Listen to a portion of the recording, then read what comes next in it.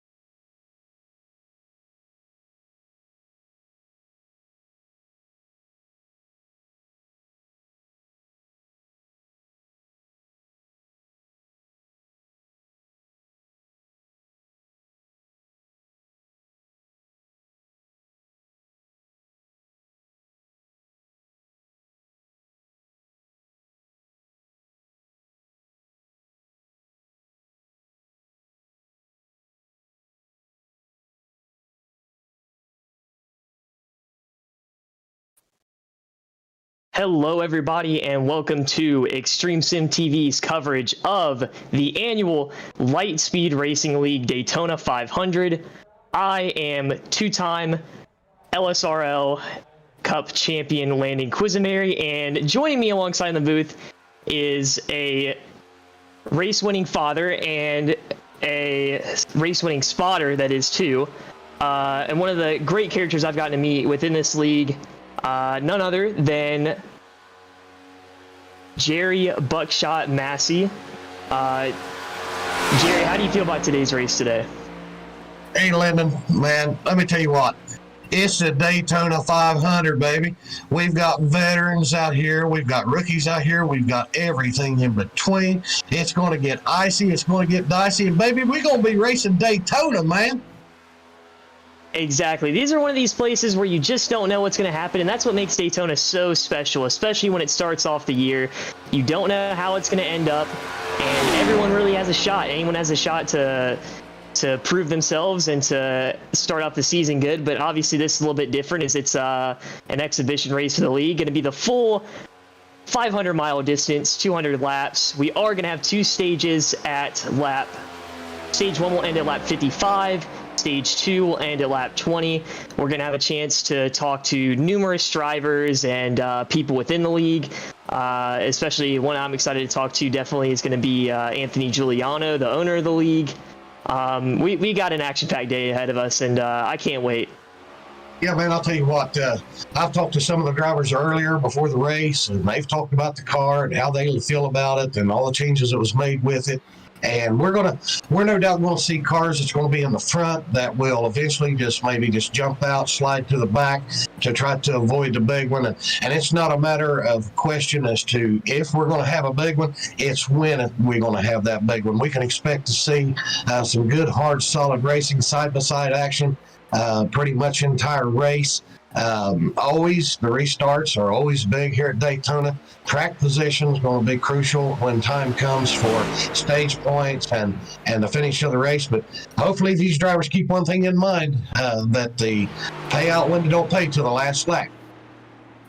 Exactly. And I mean, there's going to be different strategies throughout the race, and that's just sort of the knowns and unknowns of Daytona. And one of the biggest unknowns is the cars that they're racing today, because the next gen cars are just so brand new. They have so many changes that they have done over the off season to switch from the Gen 6 to the next gen. I mean, the tires are different. It's 1 lug tires instead of 2. That's not really going to affect too much in terms of the pit stops on here virtually, but they handle so much differently in terms of aero situations and setups. It's just it's going to be fun to see. I mean, these drivers learn. Some of these people are going to be racing a plate race with these cars for the first time this morning, excuse me. And it's going to be interesting to see, because I know if I was out there, as much as it is a plate track, I'd still like to know what my car is going to do in certain situations. Yeah, the thing about it is just like you said, this is an entirely new beast, if you will. This car is brand new out this year for everybody. It's a first-time deal for some of these guys to be in these rides out here in the Daytona 500. And there's a lot of unknowns when it comes to the car. There's things that's changed on the car that's completely changed the way that you have to be able to drive them. The feel of them's different, and I've had drivers to tell me, man, that these cars, when they break free, it's just like they jump up off the blacktop, they hit a patch of ice, and then they just take off. So it's going to be a heck of a race out there, no doubt about it. Everybody's wanting to win. Everybody so wants to win, and they're going to be going after it. Yeah, it's going to be exciting. There's going to be some people that are definitely going to ride in the back. That's always my perennial plate track strategy. As you know, as far as I'm concerned, I always say, you know, there's no point in tearing it up till we get to the last lap. But it's a little bit different. You know, I know these guys probably are going to have some fast repairs. I'm going to have to go ask real quick. I can't remember what the exact number was. It might be 1 or 2. So that's going to be an interesting strategy to play, you know, if you do get damaged when you take that fast repair. And, you know, even if you're riding in the back, you got 500 miles to do this. You don't want to just sit around for the whole race. You know, there's going to be some people that I know that usually ride, that are going to go up there and race. And there's going to be some guys that try and play it smart, but it's going to be interesting to find out.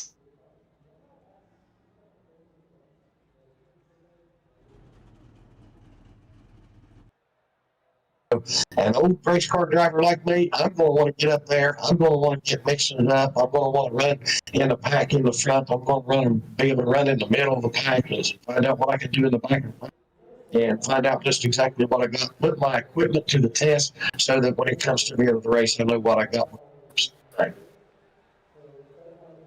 Absolutely. As qualifying has been underway so far, we have we're coming to 3 minutes left in qualifying. Right now, sitting at the top of the board, we're going to have Ryan M. Johnson. We'll see if that stands. We do have a few other guys that haven't quite taken times yet, so we'll have to wait to see how that plays out when we go over the starting lineup. But It's gonna be fun. I super excited. It's gonna be interesting to see how these things compare to how they race in real life. Obviously, in terms of how they race in real life, we haven't seen too much because the only on-track action we've seen out of the Cup cars in real life is, you know, the practice sessions, qualifying, and the duels. And really, the only time there was racing was the duels. But even though they didn't race probably as hard as they're going to in the 500, those duels had some very interesting things that went down in them for sure. It's almost like these cars have. It's funny because as new as these cars are, they almost have some sort of characteristic from older generations of NASCARs. You think back, the tandem has been something that I've heard guys talk about. You can definitely do with these cars. If you looked at the duels, it seems like the first 4 cars could kind of pull away when someone gets side by side behind them, almost like it's the 90s. And they can still pack race too. So it's going to be wild to see these. It's almost just a different form of pack racing that we're going to have to get used to. Yeah, that I noticed too in the duels that when they were running those, that it seemed like that if the cars in the front were able to break away and get out by 10, 12, 15 car lengths, it didn't really show in the next pack back that there was a lot of gain really quick. It was like it took multiple laps for them to be able to get the speed that they needed to try to gain ground and get back in the lead pack. And another thing that I noticed about these cars is that these cars are wider on the track, and that makes a complete different feel for these guys when it comes to steering, how the air actually works. I know that there are times you want to use a side draft, but I'm also being told with the next gen car that the side draft can be your enemy at certain places in the corners that the car wants to push out. Yeah, it's going to be interesting to find out. I did, before they updated them, we did have a league race with the next-gen cars at Daytona, so I have a little bit of a knowledge of how these things run. I actually won that race, believe it or not, but, you know, they handled differently. You had to think about your moves, and one of the biggest things that I remembered is that it feels like you have to kind of almost let off and drop back to the car behind you and then make that run if you're going to make it. But you have to make sure that guy is committed to you, or else you're just going to get left out in the dust. Yeah, and then when you drop back and you start to make that charge, if you can't pull and get side by side into that next corner, you're just almost going to be left in a train. Absolutely. So qualifying has concluded. So let's go ahead and we are going to go over our starting lineup for today's race. 41 cars have qualified, put down times, and are gridding up right now. And starting on the pole is going to be Ryan Johnson. Alongside him on row 1 is going to be Jeff Bergner. Row 2, the only female in the field, we got Caitlin Haight. Alongside her is going to be Matthew Dula in the 37 car. Then in row number 3, we're going to have Thomas Stewart and Tony Strano. Row 4, we're going to have Jimmy Weaver and Cade Ferguson. Row 5, Caleb Levener and Kenny Capola. Row 6, we're going to have Hunter Parsons and Wes Hogue. Row 7, we're going to have Cody Knott and David Douthwaite. Row 8, we got Keith Bradley and Adam Brady. Row number 9, we are going to have Robert Smith and Taylor Peacock. In row 20, starting the inside lane, we got the boss man, Anthony Giuliano, and alongside him, we got Aaron Davidson in the 03. Row 11, we're going to have Chris Spear and Justin Malarkey. Row 12, we got Jeff Glockner and one of your boys in the Bohiga camp there, Ira Kohlhaas. Then in row number 13, we have Ira's brother, Sam Kohlhaas, and Tim Wortman.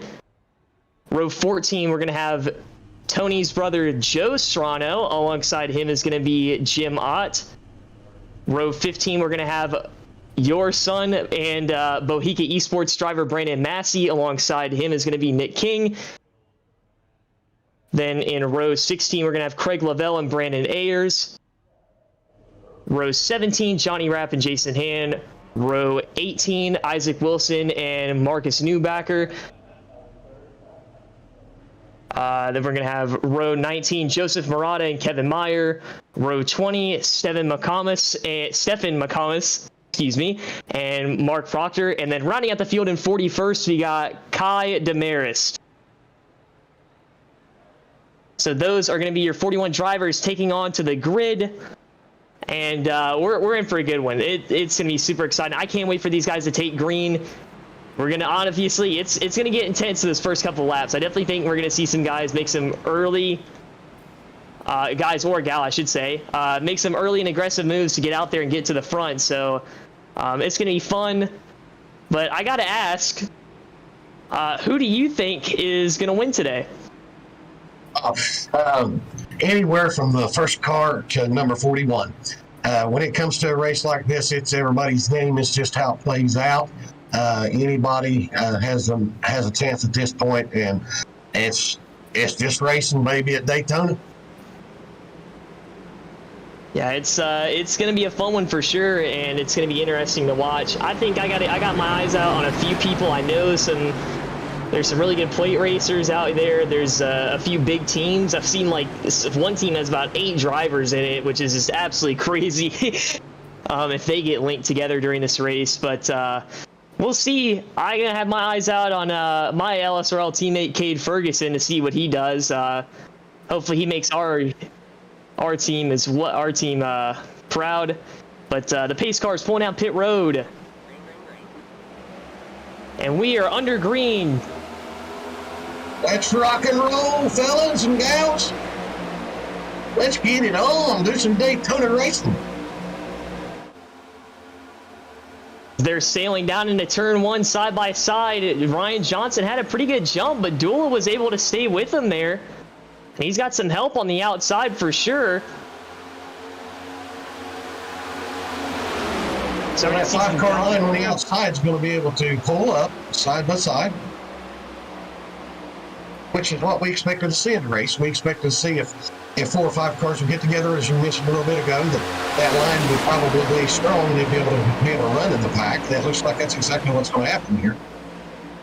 Yeah, they found each other quick. And there was some guys that definitely dropped to the back there at the beginning of the race. And already, look at that, the front 2 on the top lane are going to abandon those 3 on the top. And it's going to be a long ride to the back for the 3, the 28, and the 56. I got to say, I love seeing that victory lane, or the victory junction gang paint scheme on that 3 car tonight. Yeah, that's sharp. It looks really good. There's a lot of good paint schemes on these cars tonight. A lot of the old paint schemes from back in the day. There's a yellow car out there. So that car looks good. And we got those. We got some new schemes, some schemes that are definitely painted by some. Throw out one of the sponsors out there, some Wilder Graphix paints out there for sure. We got the Dale Jr. paint out there running 5th in line. We'll see how if he can live up to those Dale Jr. expectations on the plate tracks. See if he can be the Pied Piper tonight. I keep saying tonight because it's night, but it's in the morning. It's messing my head a little bit, but hey, he's already jumping out of line right there. And if you look, that front pack has already gained a substantial lead on the next pack back. But it's early in the race. There's a lot of strategies being thought of right now. A lot of crew chiefs and drivers doing some talking to figure out what they're feeling in these cars and changes that might need to be made or whatever. And if I looked at all the information correct, these guys are going to be running a full 18 gallons of fuel. So there's going to be several laps of racing before they'll need to pit. That is true, but they are going to need to pit at some point, and that's going to be interesting to see how all 41 of these guys and girl can go out here and negotiate how to get when they're coming to pit road and not run over each other. It's going to be fun to see, but right now the 27 of Jeff Bergner leads. And he's got the single file train all the way 6 cars back until the first car out of line being Jimmy Weaver in the 88.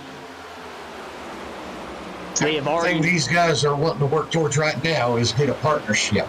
They're going to try to figure out who's going to work with them, who's not, who's going to help them, and who's not. Trying to build some kind of a relationship with each other to where that they'll be able to depend on one another when the time comes. Yeah, that's the fun part about these, well, I almost want to say restrictor plates, so they don't have them in the cars anymore, but, oh, we already got contact in the wall, the 3, and I believe that was the 26 of Cody Knott.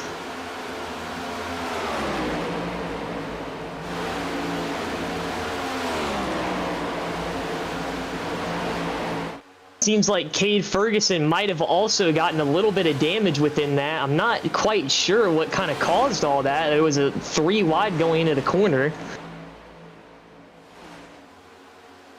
One good thing about these cars with the new composite body on them, they can take a little bit of damage, but everything, as we all know, has its limits. So, you know, a little bit of damage is one thing, but getting into the wall, it could really, this early in the race could really ruin the day. But as you said earlier, there's going to be some quick repair times, and we've got a car on pit road.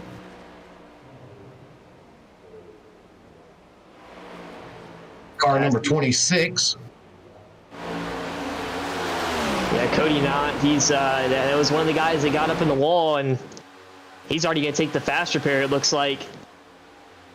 It's a tough break to start his race, but he's got a long time until the checkered flag flies. Well, yeah, there's time for him to get back in this thing for sure. He's not completely out. If he can stay on the lead lap, catch a caution somewhere along the way, get him back up there, he'll be back in this thing.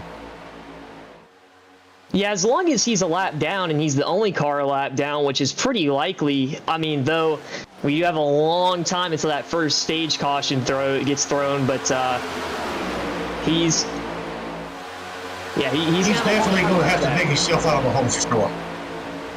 Yeah, but he's got a lot of time to do it. But they have, after all that, I didn't expect that early of a contact after they'd sort of single filed out, but they've got the first pack of 11 cars all in line together on the bottom lane. Then a few seconds back, we got a 5-car pack led by the 7 of Chris Spear. And then behind them, we have a pack led by Ira Kohlhaas. So we got about 3 packs of cars right now. I expect to see early, if it's a possibility for these guys, I would expect to see the Civil Age try to link together and see what they're going to do with each other. Same with the Fords and the Toyotas. Get those cars linked up. And the thing about these cars are, with the way that the noses are different on the front of these things, that we've noticed that with the next gen car is, got to be careful when you're pushing. It could be easily transformed into a wreck if you're not careful on how these front bumpers come up together with the rear bumper.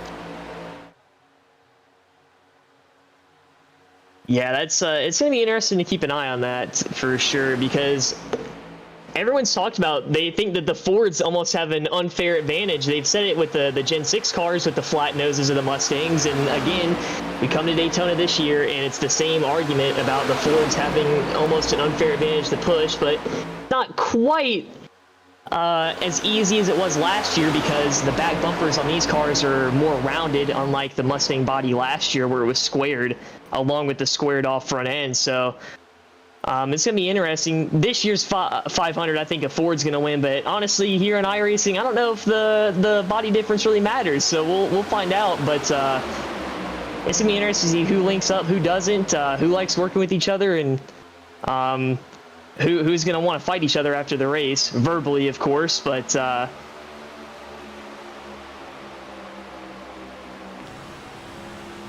go ahead and take it on board with Caitlin. See how she's getting around here, running 4th in line with the first pack.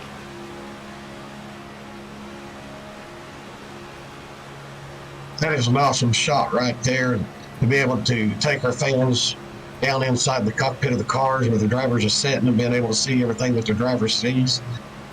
These cars, as you're looking out the front windshield, you can see that catch fence on the right-hand side, how fast that those posts are moving.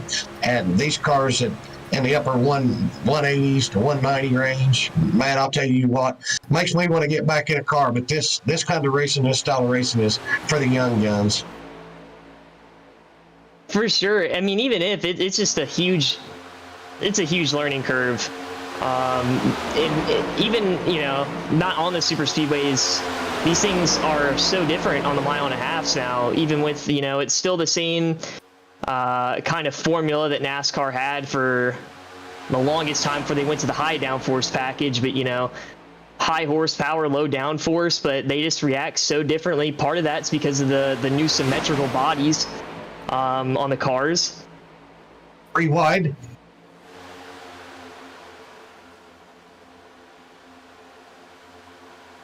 That could have been disastrous right there. They've all made it through. Looks like they're going to get back in there. They're going to stay running 3 wide. They're going to battle it out till they can figure out who's going to get out there.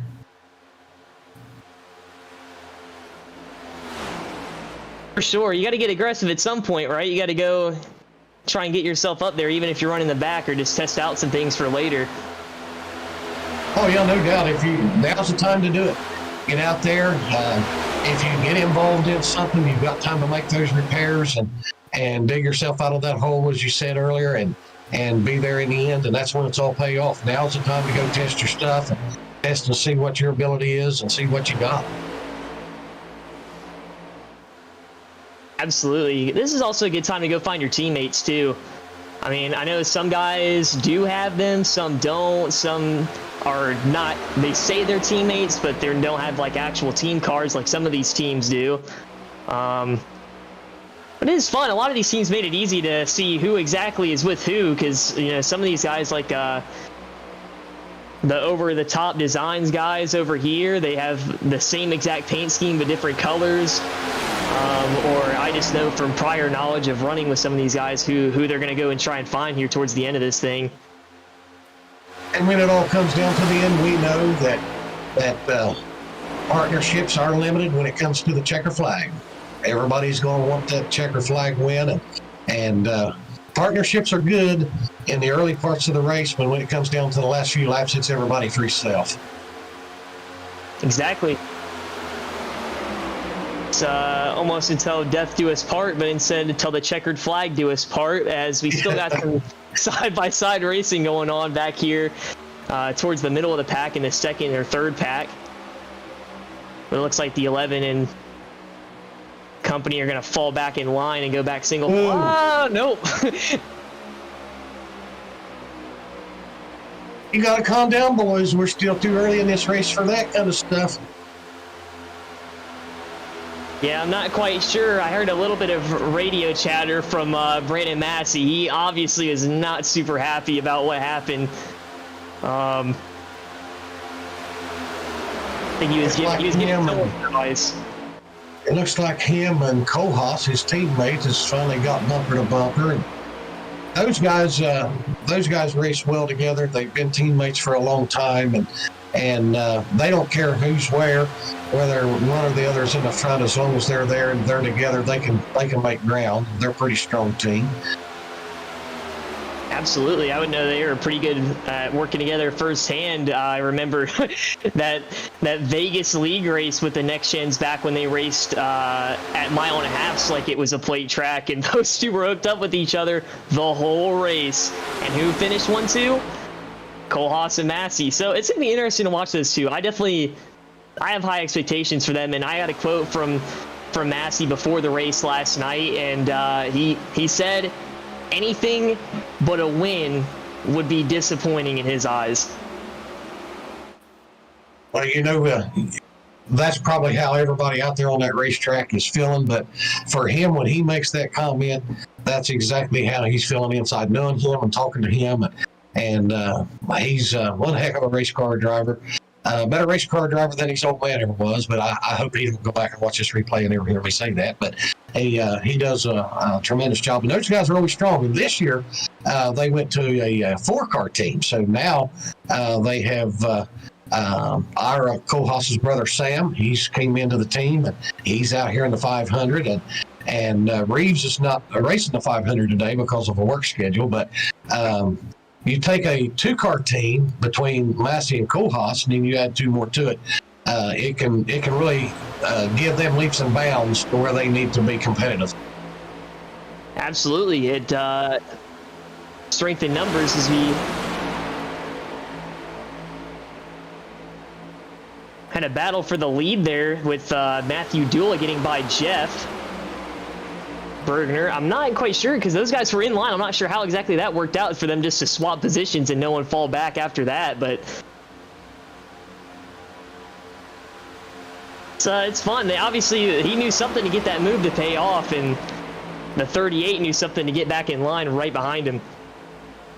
So now that we're several laps into this race, and with you being an experienced driver, now we're sitting here, everybody's found their spot where they want to run right now, and they're just sitting there and feeling out. What's going through your mind at this early stage, now that you've settled in? I'm typically a guy that definitely lets the nerves take over, but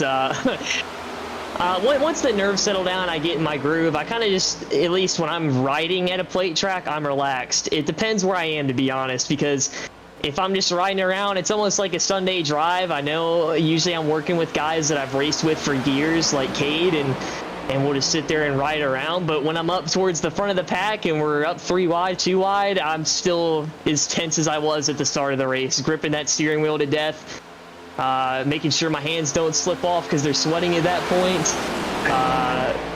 Oh no, baby, we want to go. Yeah, it's so funny how my grip from that steering wheel changes depending on where I am in the pack. Big gap distance between the first lead pack and the next lead pack, next pack back. There's quite a bit of distance between them now. Yeah, almost a whole set of corners is still got some side-by-side action in the second pack, and I think that's part of the reason too, is that I've seen this 11 car has been up in the top lane in this pack almost the whole time they've been running, and I don't think it should be hurting him that bad, but we've seen with the next-gen cars, when you go side-by-side, you lose a lot of momentum as a pack, so it's definitely hurting them compared to that first pack, because that first pack has been in line this entire time. And right as I say that, they're going double wide.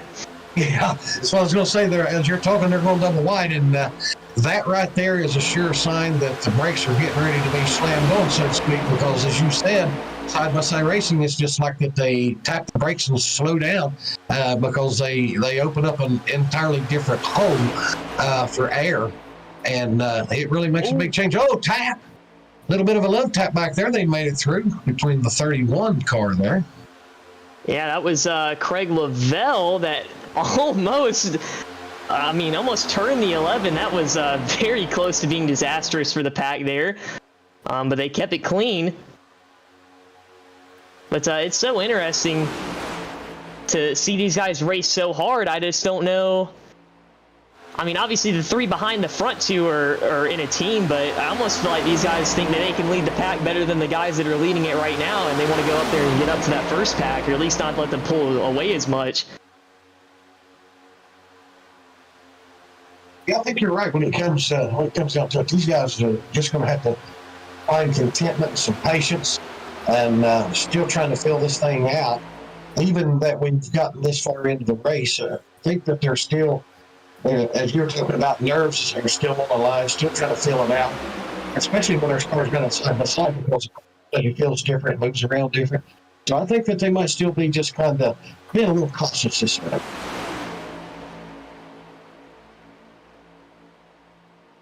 Yeah, I mean, with all this side-by-side, and again, those front 2 just getting so dicey on the top lane, but it's about a 10-second gap between the second pack and the first, and typically when I drop back and run in a second pack behind the lead pack, I do that because they're the ones that are side-by-side, and it's almost the complete opposite right now. And I gotta say, that 31 as a Chevy Camaro with a forward front bumper, that thing has been flattened, and he's in the wall out of turn 4. He's definitely been bumping that 11 for sure. That could have been a major catastrophe for several cars there. Yeah, but I honestly am almost impressed with how much he has been aggressive with bumping the cars in front of him, that he has flattened out that Camaro nose. It's definitely flattened out a little bit for sure. And that may begin to play a factor on him too. And we may end up seeing him starting to suffer a little bit from that. And as you think this pack's going to get single filed out, they jump back out and go side by side again. This time it's the Mohica guys that were just leading this pack a few laps ago. I guess they think that they were leading the pack better than the guys that were up front. They jumped out there, and they're going to go try and work their way back up there, but they got no help. Well, they're going to have to find somebody to go with them if they're going to get out there and lead this pack for sure. They're not going to be able to do it, in my opinion, from seeing these cars run. I don't think that 2 cars out there by itself is going to be enough. Usually from what I've seen of the next gen car, it's going to be 3 or 4 cars that's going to take the push out there, and then they're going to have to stay hooked together to be able to get it pulled off. Yeah, momentum is definitely a key factor with these new next-gen cars in terms of how they race here at the super speedways. But I have to say I'm kind of impressed, because usually I typically think when they get side by side, or we only have that many cars on the outside, you'd either just get dusted or you're just holding everyone back, and then the front 3 or 4 would pull away. But they've actually kind of made it work, and they've been staying right about where they were, and they're actually starting to make some ground up on those front guys. Well, one thing I like about this circumstance that we're looking here with this side-by-side racing is that they're not afraid to get out there on the outside and see what they can do. Yeah, just building up the playbook for later on in the race. And that's the big thing too, is as much as they're just kind of riding, it's good for them to ride side by side, because they got to know what to do later on, because they may be a little bit aggressive now, but I know once stage 2 flies and we get to those last 80 laps, it's not going to be as nice as it is right now. Every piece of information right now that they can get together is worth its weight in gold.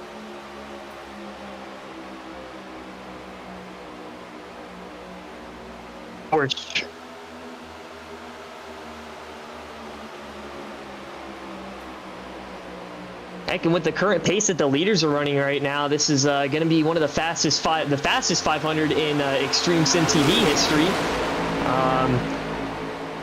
It'll be interesting to see. I didn't expect this lead pack to just line up and go, and it's not even like they're just one team up here in the top 10 doing it either. It's all a separate group of people, and they're all just biting their time almost. I almost feel like I'd rather be in this front pack than the second pack right now.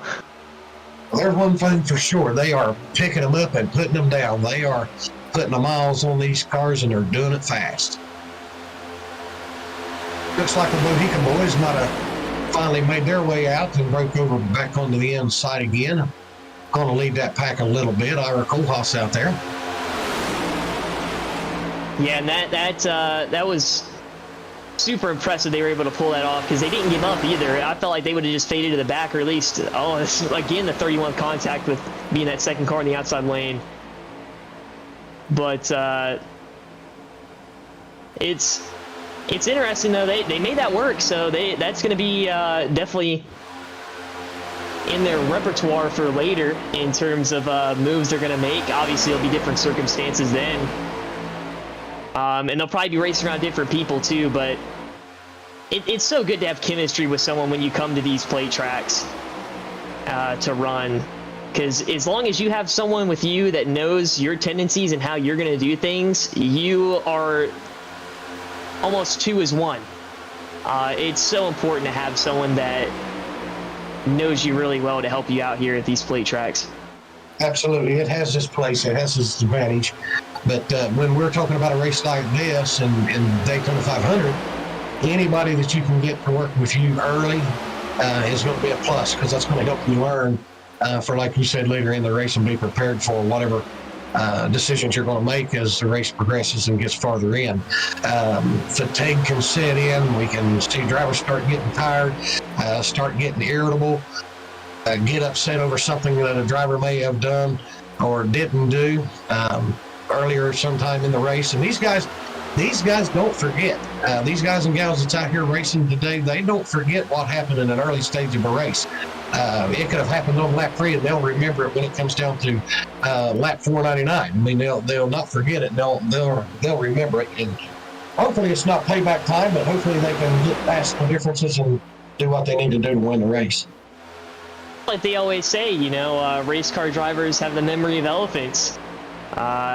People, you know, have held grudges for weeks, and they just let it build up, and it spills over. We saw that with obviously the most used example of this being Matt Kenseth versus Joey Logano in 2015. Oh, one car way in trouble down the back straightaway. I think that was the 19 car in the second pack. He kept it out of the inside wall, but that was super dangerous. It just looked like it darted out underneath him, and he got arrow loose. And that could have Definitely been don't want to get down below that yellow line and get free down there. Things can go wrong really fast down there. Yeah, I mean, it was pretty bad. I don't know if we want to get a replay on that or not, but he just lost it almost. It almost was reminiscent of Danica Patrick in 2012. I thought he was just darting straight for the inside wall, that being Taylor Peacock in the 19.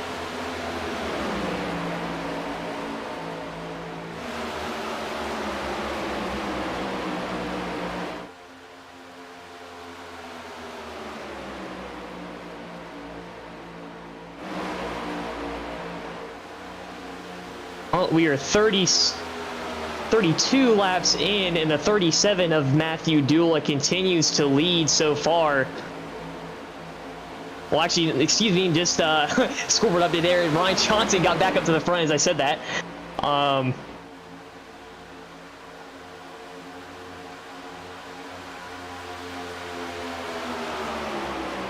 We got some takers on pit road now in terms of strategy.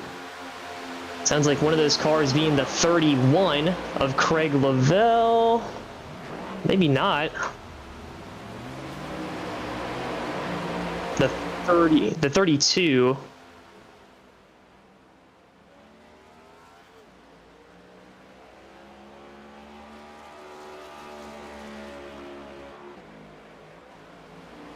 Oh, big jump off of pit lane.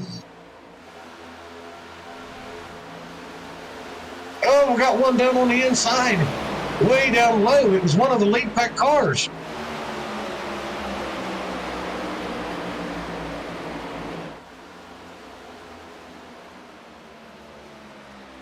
Kevin Meyer in the 19 drove down in there hard and low, and he got shoved down below the yellow lane. He's able to hold on to it, get it back out on the track. Everything's all good for now.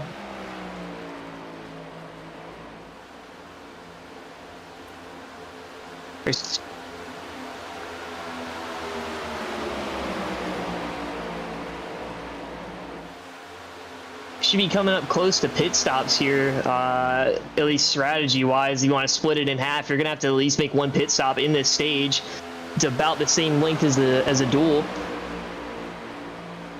When we get to this pit stop, what are you thinking? We thinking no tires, 2 tires, 4 tires, 1 second? I definitely am. It depends on what my team's thinking, but I definitely just say no tires, or at least maybe 2. I think with iRacing, the tire fall off is a little bit more lenient, so I could probably just go no tires, just a splash of gas and go. So it'll be interesting to see the differing strategies, because it'll again split these packs up. That is more than they're already split up right now. Hey, but it is, these guys are thinking that as far as teams and crew chiefs, they're thinking, we want to make sure that we've got a set of tires late. We'd have to have them. So now's the time to play that strategy. Just absolutely say, well, we'll just take fuel, get after it. Lead cars just jump to the outside. They're going to let the fuel pass them on the inside. Another 4th pack.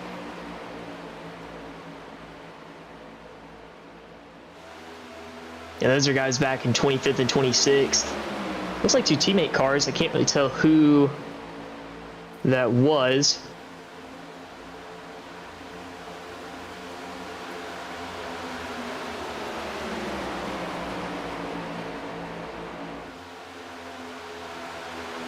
That's the teammate cars of Mark Proctor and Kevin Meyer.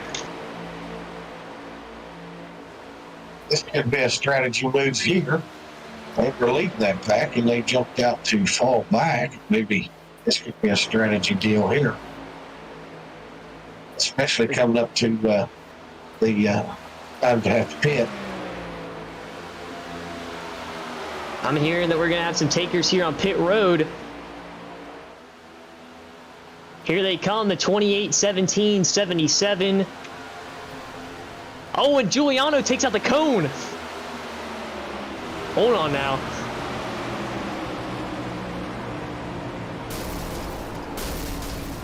Oh, we got two cars together crashed on pit road.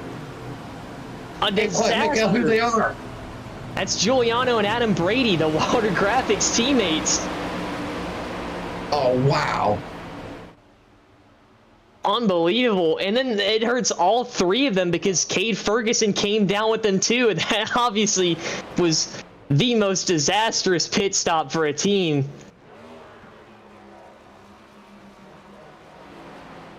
Wow, we're Yeah, they're going to be broke up now. They're not going to be able to be together when they come back out, and they're going to have each other to get back into the front. Man, how bad of an early start that was for them guys. Yeah, it looks like it's getting worse for Braves. We're going to go take a look.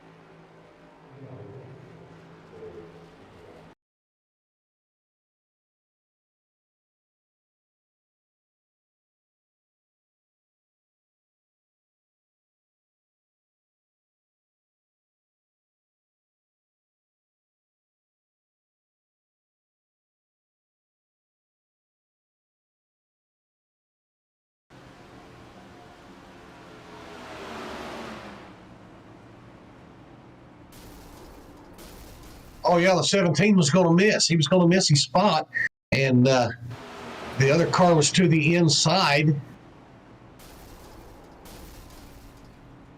And they both get the wall. Wow. That was a big-time mistake on pit road, and that's it's unbelievable. You know, you don't expect that out of guys like that. And part of it too is, you know, it's easy in a 20-car race to remember where your box is because you got to remember where you qualified. Like, all right, you qualified, you know, 15th. I'm gonna have the 15th box from the end of pit road. But if you just don't remember, then you're just looking for a pit sign, and everyone's pit box pretty much is gonna look the same. So that's super understandable mistake by them, but just an unexpected one. Yeah, that's not something you would expect to see from those guys at all. If anybody would have asked me anything that would have happened in this race, that would have not been what I would have chose. Yeah, but good thing is that it happened in the first stop, as here comes the pack with the Bohica guys leading it. And I've gotten confirmation from the 37 that the leaders are going to be coming in the next time by. We'll see if Craig Lavelle ends up taking his fast repair here and fix that. Yep, he will. He's going to fix up that flattened out front end. And he's got to be careful now because he can't bump people as smoothly without it.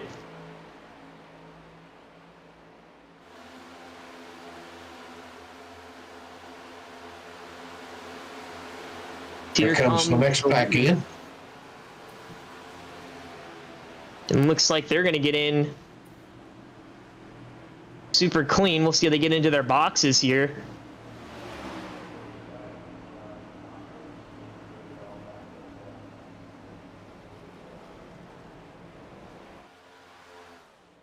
Super clean. That's been the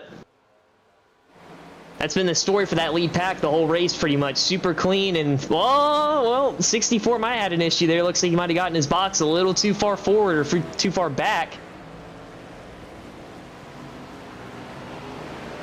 Yeah, he's got to back up. He's out of his box. He was completely out of his box.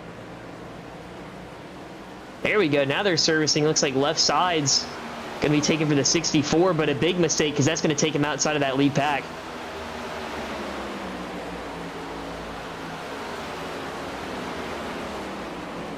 He's down and away. So some big-time mistakes early on pit road by some drivers and a whole team. But luckily, again, like I said, it's a good thing to make them early, though, so you have time to make it up in the end. We still have a long ways to go.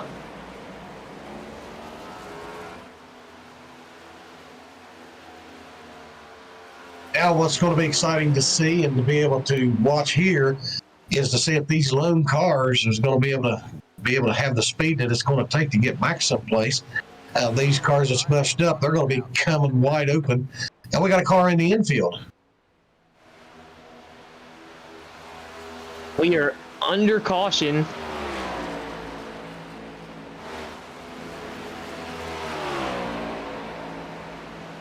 We go take a look and see what the caution was for. Believe it was going to be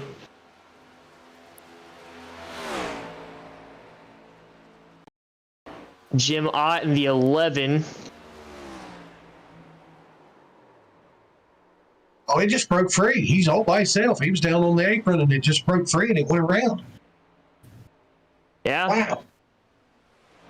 That's like I was talking earlier that I spoke with some of the drivers, and they said that these cars have a tendency to come loose from the blacktop, and it's just like that when they jump off the blacktop, they're on ice, and they just take off.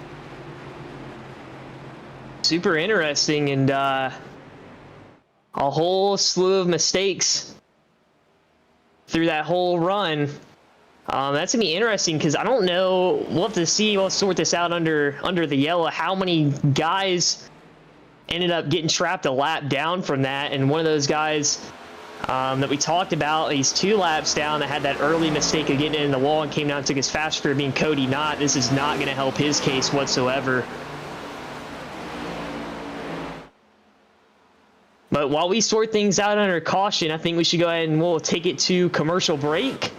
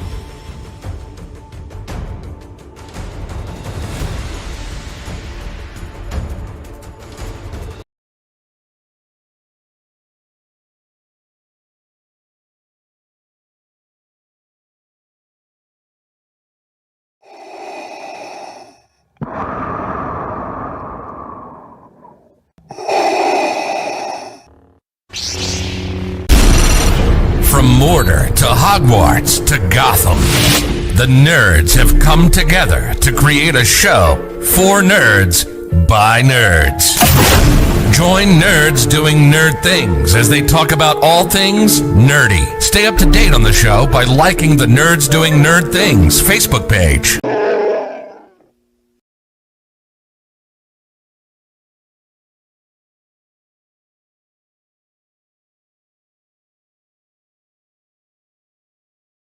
All right, and we are back from commercial break. Caitlin Haight so far has now taken the lead. She was a part of that lead pack earlier. Now up towards the front as we are getting the 1 to go signal, it looks like, from the pace car. You know what's going through everybody's mind right now. Right now, every driver out there is thinking, man, we're all back packed together. We got to make it happen now. We've got to be able to sort this thing out, use everything we've learned. We're all in a big group now. We've got to make it count now. Absolutely, and they do have to keep in mind, too, we are, and when we take the green, we'll be 10 laps away from our first stage at lap 55. If we do get a natural caution before 5 laps before the stage end, we will count that as the stage end and go from there. But it's going to be interesting. They're all packed up again. That second pack, there's some guys that are heated because they were going side by side and not working together. Get back to the front pack. They got their opportunity to get back there now. And there were some guys that were heated under the caution about some rules and calls by race control, and that's always going to happen in a race. So there's some frustrations that have built in the pack. So I think we're about to see it when we get back going green here. Yeah, we see cars that's now up toward the front that was running in the second pack several seconds back, and now they're up here in the front. And getting word from race control, we are going to extend the caution 1 lap. We have some confusion in the back of the pack towards the lineup here.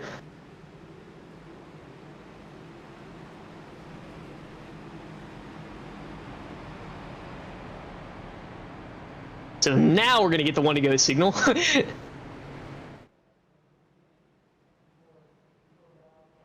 That is a pretty sight right there. Got to give a shout out to Matt, man. He's our camera guy, giving us all these shots and these angles, man. He's done a great job. Look at that shot. That is awesome. Love to see those cars packed up like that. Absolutely, and thanks to him for letting us invade the booth. This is usually his job.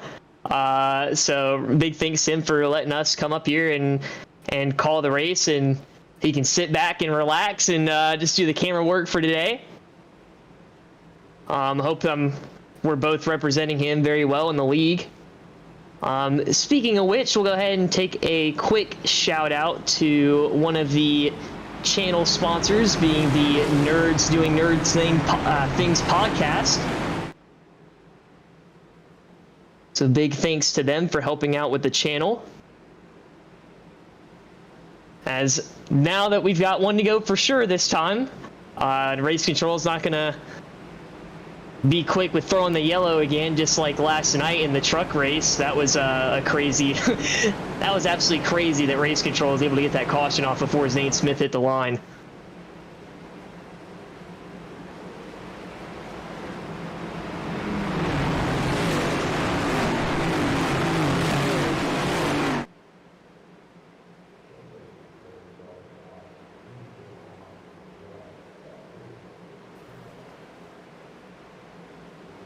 Pace car is in, and we are back underway here at Daytona.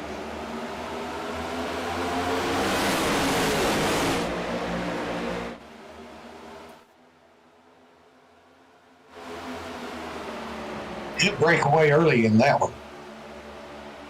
Yeah, Caitlin got a good jump, and everyone behind her was pretty ready to go, and I saw a few shuffle down to the bottom straight away. And good move by Ira. I just caught a glimpse of that. He just let Massey in. Massey was stuck up on the top. Ira was on the bottom. He backed it up just enough to let Massey in the bottom lane. Other 3 wide. Yeah, it's getting racy now. 2 teammates in that 78. Everybody trying to decide where they go.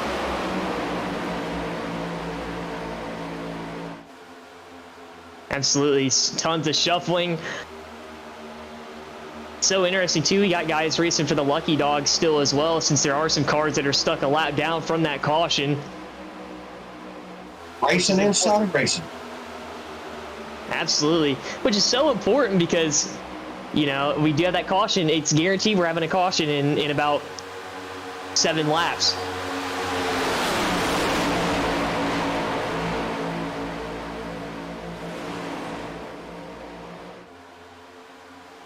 If I was that first car 1 lap down, I would be the guy that would be racing to stay that way. Yeah, it's getting pretty dicey there. So, and they all abandoned Caitlin. Well, that wasn't nice. They just left her out to dry right there.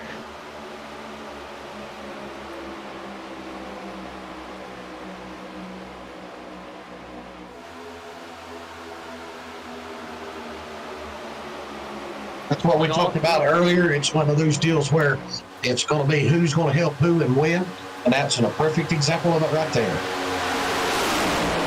Yeah, that's interesting to know that these top three definitely are together in some form. I mean, they're all three Fords, and they all just went up to the top and put themselves back out on the point.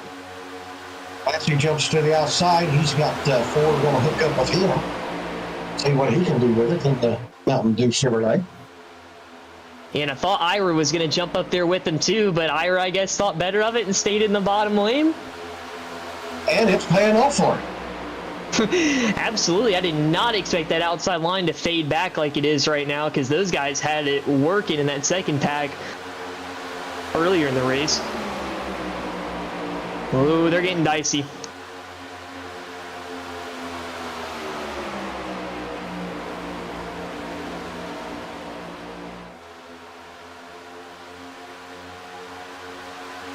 Say they get dicey right back here, and every time they do, it's always near that 31 car.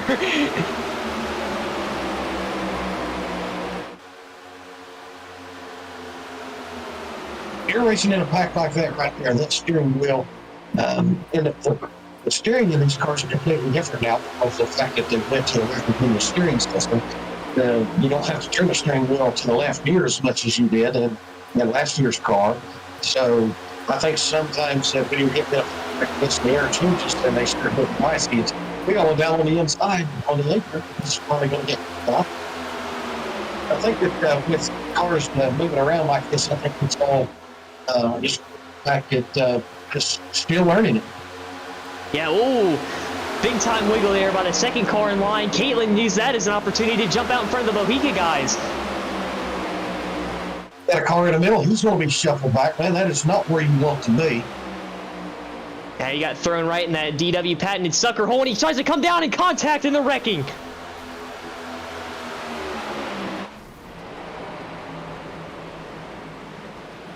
Got cars sitting on the track, cars still making turns. Oof. Wow. And that, ladies and gentlemen, is going to be the end of stage one. And that is what happens when you're racing dicey. And no question about it. It was nowhere to go. Oh, wow. Hard hit into the wall. Oh, my goodness. Good job of those guys back there to avoid that.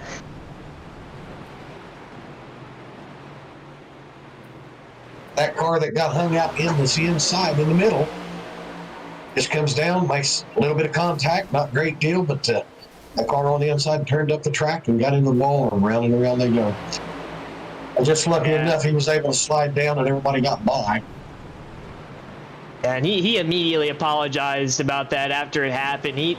I mean, it was completely understandable. He got shuffled out. He's got to get back in the pack somehow, but he just got a little impatient, didn't see the guy down there, and just unfortunately wiped them both out.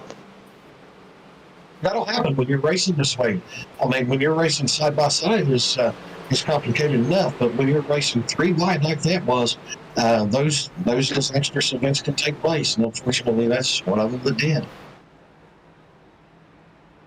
Absolutely. So a wild end to stage number one, and out of all things that happened, Ryan Johnson started on the pole, still up front.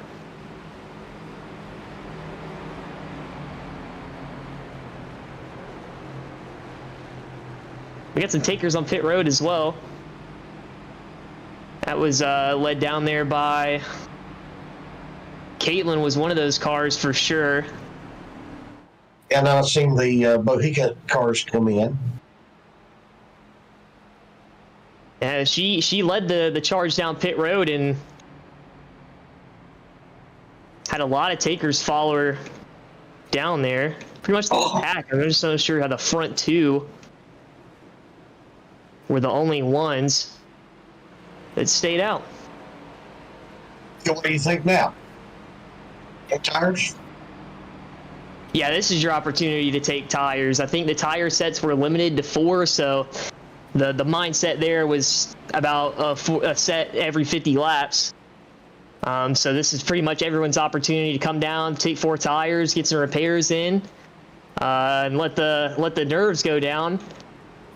And unfortunately for some that were involved in that accident, it looks like they already had either used their fast repair for another incident, or whether or not they just didn't, because that's another thing too. You leave your fast repair checked, you don't have damage, they still use it, and you don't have it for the rest of the race. So it just could be unfortunate circumstance like that too. It's going to make for a long day from here on out for those guys that don't have that fast repair. Super disappointing for those guys that were going to have to take those repairs early. Felt like their damage was enough to warrant taking the fast repair, or accidentally left it, and now you're sitting there and you got to sit there for minutes and get the thing repaired to keep up with the draft. Because even though typically plate racing, you don't have to have the cleanest car in the world to stay within the draft. I feel like with these next gens, just how aero dependent they are and how just the aero changes that they made, I feel like it does matter if your car isn't as, trying to think of the word here. Well, you just don't want an aerally challenged race car, is the thing I'm trying to get at here. Because that's one thing, is the rear diffusers obviously messing with the dirty air, and the way air flies off of these cars with the the underbodies and everything, the vents within the hoods. You got the nose spoiler that's practically down on the black top, practically sliding across the top of the black top, so you get all that air pushed up through and going where it needs to go. And when those cars suffer that kind of damage, and there's a car that's running behind them, then they're going to feel that effect of that too. Yeah, and it slows everyone down, no matter where that person is in the pack, because they're affecting the air in some way. Whereas I think the Gen 6, you can kind of get away with that a little bit. You can kind of just tape up the nose or whatever, and it may push a little bit. Heck, we saw it in the Clash a few years ago. Eric Jones had one of the most damaged cars I think I've ever seen win a race, especially one at Daytona. So I think damage absolutely is a factor and matters with these next gen cars at the super speedways. Any wrinkle on these next gen cars can change the whole dynamic. Well, here we go. Pace cars pulling back down pit road. Pole sitter Ryan Johnson continues to lead, and he'll lead us back to the green. Not near as good a jump that time as what he got on last restart. And it's going to get the 97 back in line, so new leader going into turn number 1, Matthew Dula.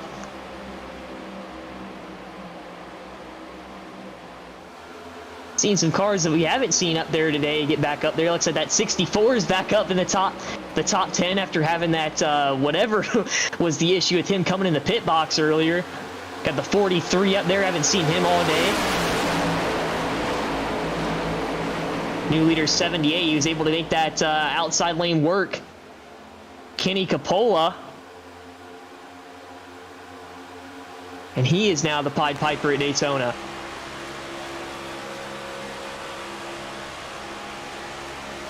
Watching some of these guys and watching where they're running, I would be led to believe that some of these guys are wanting that outside just to come in, and it just don't seem to be coming quick as they want it to, or if it's not going to come to them at all. But there's the same cars seem to want to be out there on that.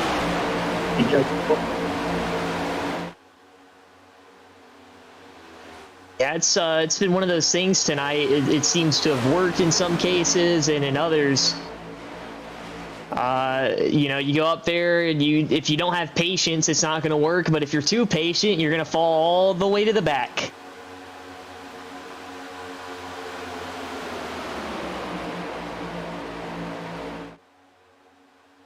The lap car is now coming into the picture here. And the lead pack starting to single file back out again through the first 11 cars till we get side-by-side action. As looks like that's the 16 car, a teammate car to our leader that's going a lap down. That being the 16 of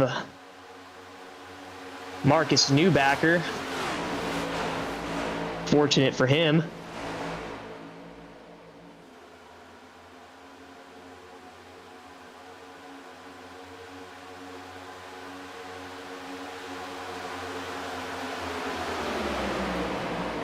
Like one car ducked out there and it caused the top three to get a huge runaway from the pack there. Almost a 3-car breakaway at first, but 64 and 10 were able to reel them back in.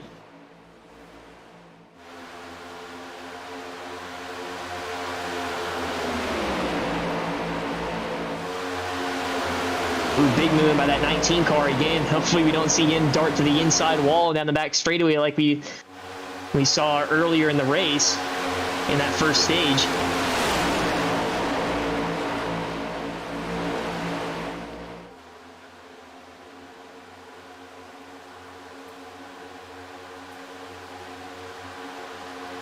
It looks like that there's going to be a breakaway.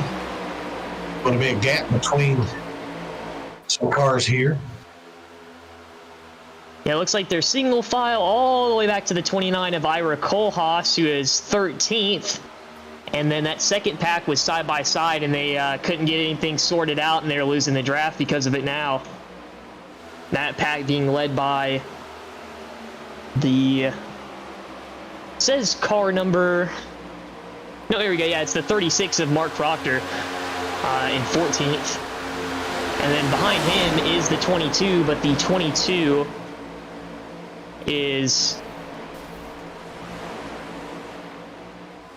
No, he's still on the lead lap, actually. He was trying to make sure. No, he is a lap down. Yes, the 22 is 1 lap down. But he is, luckily for him, with him being in the second pack, he is holding the free pass spot whenever the next caution flies.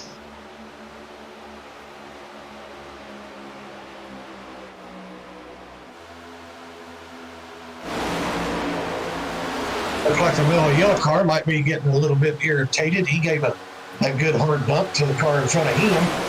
Hey, I'm back here. You can either move out of the way or I'm going to take it.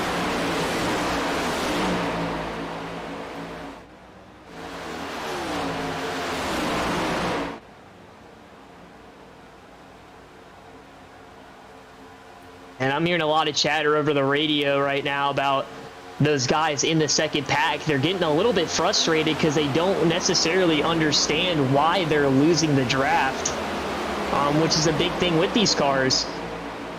It just feels like it's so, you lose the draft so much quicker with these things, and it's starting to happen again in the front pack, it looks like, while we look at some side-by-side with the guys in the back here, but everyone behind that 19 is starting to fade away from the pack behind the car right behind that Mountain Dew car being the 83 of Tim Wortman.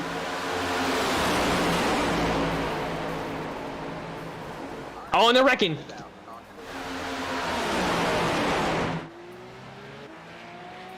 He's flying. Caution flag back out here in stage number 2. And more frustrations for other people build.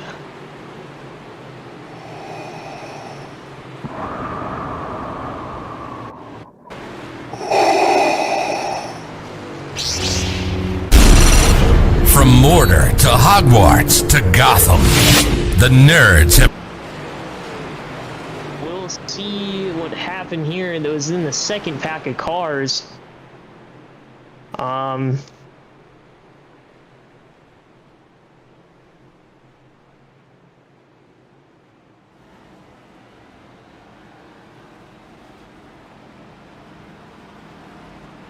What could have caused that? This absolutely just stopped. Unsure of what transpired there. A lot of work going on down there on pit road.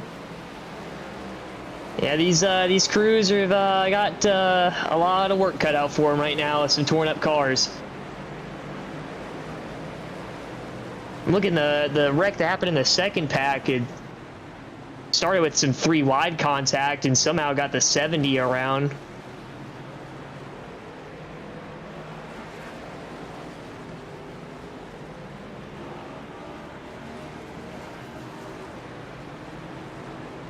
on repairs for some of these guys.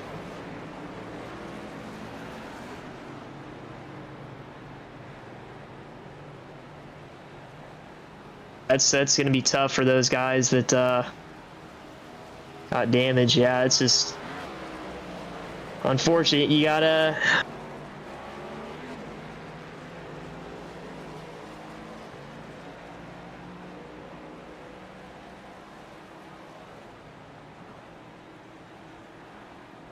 It's just a matter of going out there, turning the laps, learning the car, and doing everything you can with what you've got left.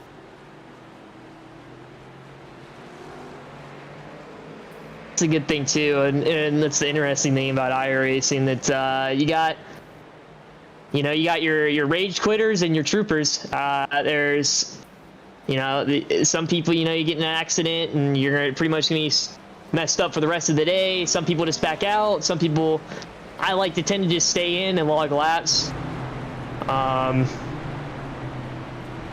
just running around. Even if, the car is completely destroyed, it's still fun to be out there. Still out there to have fun. But very interesting. I did not expect...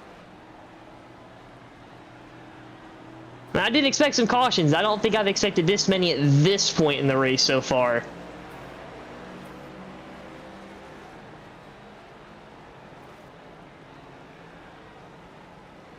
You would expect that what we're seeing now will be the later 3/4 of the race, but these guys are wanting to rock and roll. They're wanting to get them out there and race them, and they're racing hard. And this is just the outcome of the events of racing hard. Yeah, and that's just the unfortunate part. They got a long time. I mean, we still have a whole nother stage to complete. That caution will come out at lap 115. I misspoke about that earlier. I said 120, but they'll be restarting for the third and final stage by 120. But it's just, I think it's just time to relax for some of these guys. They did it pretty well in the first stage, but I think part of that was because the first pack just was so organized that they just pulled straight away. But now that we've had a few cautions, mixed up the running order, mixed up some of these guys that were in the second and third packs up to the front pack, it's definitely changed the dynamic of the people up front. Yeah, and I've talked to some of the drivers that say that there's parts and places of these big races, long races like this, that the race just gets boring. But that's not a bad thing. Boring for me would be just getting settled in, relax a little bit, get prepared for what the future race is going to be. So that boring time can be an advantage. Yeah, people call it boring time, and I call it relaxed time, because it can get so heated, and just not only heated, just scary at plate tracks. I remember a year ago when I first got on to iRacing, and I just got into B class, and first track I had to race in B class was Talladega in Xfinity, and I never truly understood what it's like to be at a plate track. But when you're first getting in and you don't really know too much about how the cars react and everything, it's scary. I just sit there and I'm just expecting something to happen at any point. I feel like I might make a mistake, or someone around me. You just feel so vulnerable to whatever's going on. And I still have that feeling even after a whole year of racing on iRacing and racing at these tracks. It's just so unpredictable, but they're so fun too, because certain people are just able to shine on these tracks more than others. Yeah, and you were talking about having that fear. I can tell you, brother, 17, 18 years down the road, if you still don't have that fear somewhere in there, you ain't living right. Yeah, and I think the fear, the perspective always obviously changes, because fear can be shown in many ways too. Or just perspective, obviously. I mean, from an owner's perspective, this type of racing, obviously not for iRacing, doesn't matter, but these tracks cost a lot of money. It's like the shirt that Kyle Busch wore for the truck race last night that said, "This is the most expensive night every year." Thousands of dollars up in smoke. Yeah, in flames. That's what on the T-shirt he had a drawn out pile of cash that was on fire underneath the quote. That's exactly what a race like that, ending race like that, can be. Well, we'll see if the nerds calm down. Pace car is off. And away we go. Two teammates leading him back to the green. The 78 of Kenny Capola and the 94 of Caleb Levener. So we'll see the 78 lets him back in line here down on the bottom.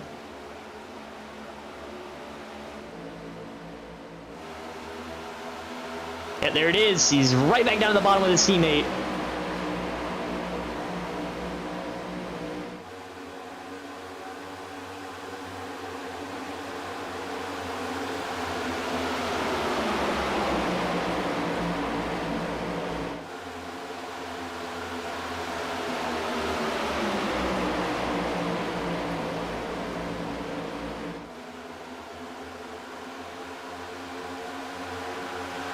The round goes wrap.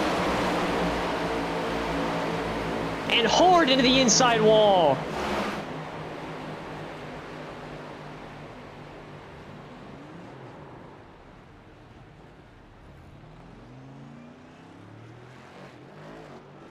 He's going to get fired up, get back out. Man, there has to be significant damage there. Yeah, that whole front clip's gone, and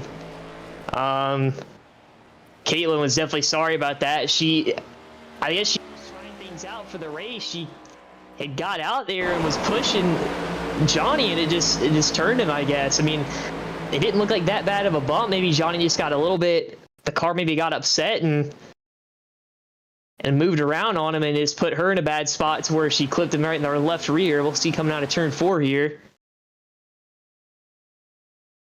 Yeah, I think that was just a lot of movement because of the push and just bad timing off the corner. Bad timing off the corner and a bad setup for the car's bumper to bumper. When the car is that far to the left of the rear end of another car like that, you can expect to see this right here. Yeah, and it's super unfortunate, and obviously an aggressive push for this early in the race, but obviously going to try some things out too. And I'm going to be honest, I've raced with Caitlin a few times in the LSRL F1 League. That's the where we've seen her a lot. She does a lot more of the F1 stuff. And that is the first time I have ever heard her speak at all. That's the first time I've ever heard her say anything over voice chat or anything when she came over to apologize to Johnny there. So super unfortunate for Johnny, but I think he's just gonna, I think he'll probably be okay. He'll probably get back out there. He'll use the fast spare. He's gonna have to be careful from now on. He's gonna be walking on eggshells for the rest of the race if he does use it, but I think he'll get back out there and he won't think too much of it. I don't think it was I think it was a racing incident. I don't really think that there was anything intentional from it. This is just a product of this new car.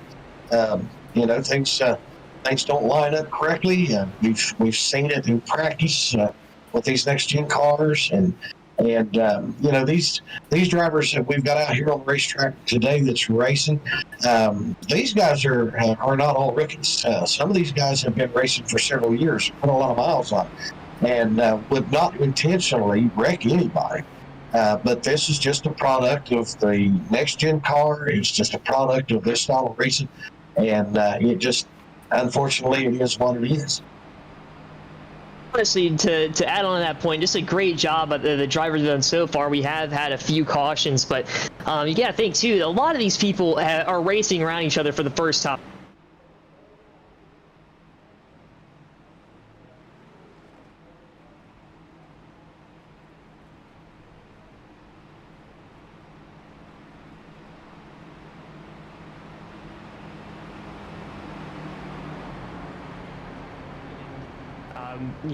That's the product of it. You haven't raced around someone, you're racing around someone for the first time. You don't know what they're going to do. You don't know how they're going to react in certain situations, and you don't have that chemistry yet.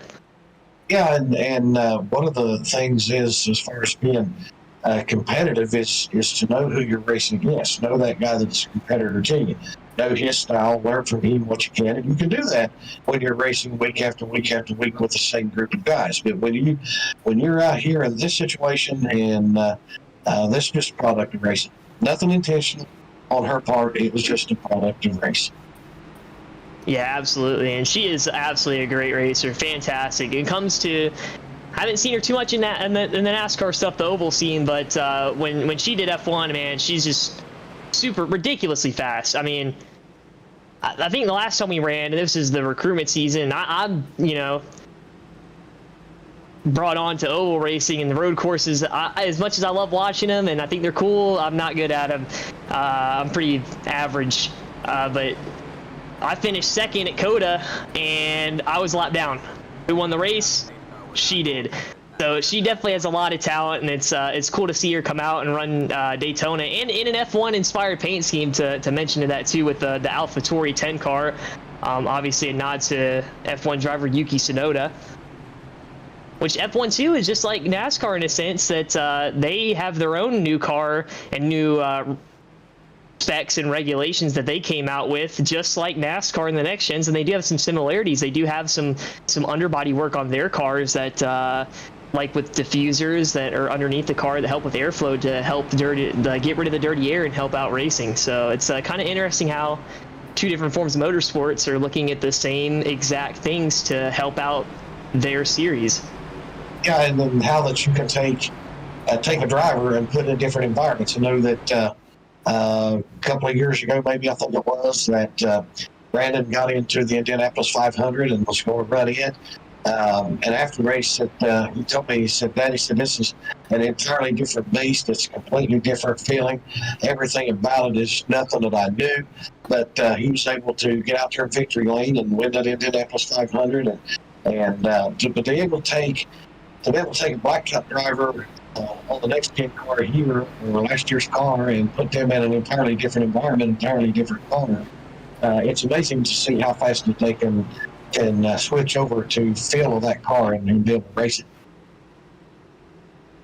Absolutely. It's so fun to put on these events and see all the different people that come out and all the different scenes and even the potential to help recruit for the league, because I know and you and your guys would know this firsthand, but that was the Bohica Esports first introduction to the Lightspeed Racing League was this race last year.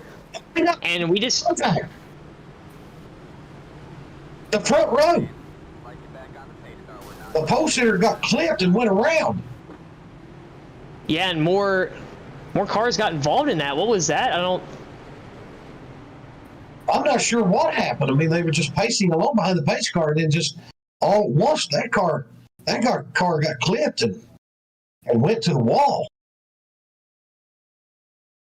So I'm hearing that some teammates came over, and this is unfortunate for Caitlin how this just happened. She just got the lead, but it wasn't intentional. The 38 car couldn't see. Something happened with either, I don't know if he's on monitors or on VR. But he couldn't see where he was going, so obviously it's hard. Yeah, on the replay, you can actually see him going left. Yeah. It looked like it was just a gradual drive left. Yeah, he flew into the rear end of him.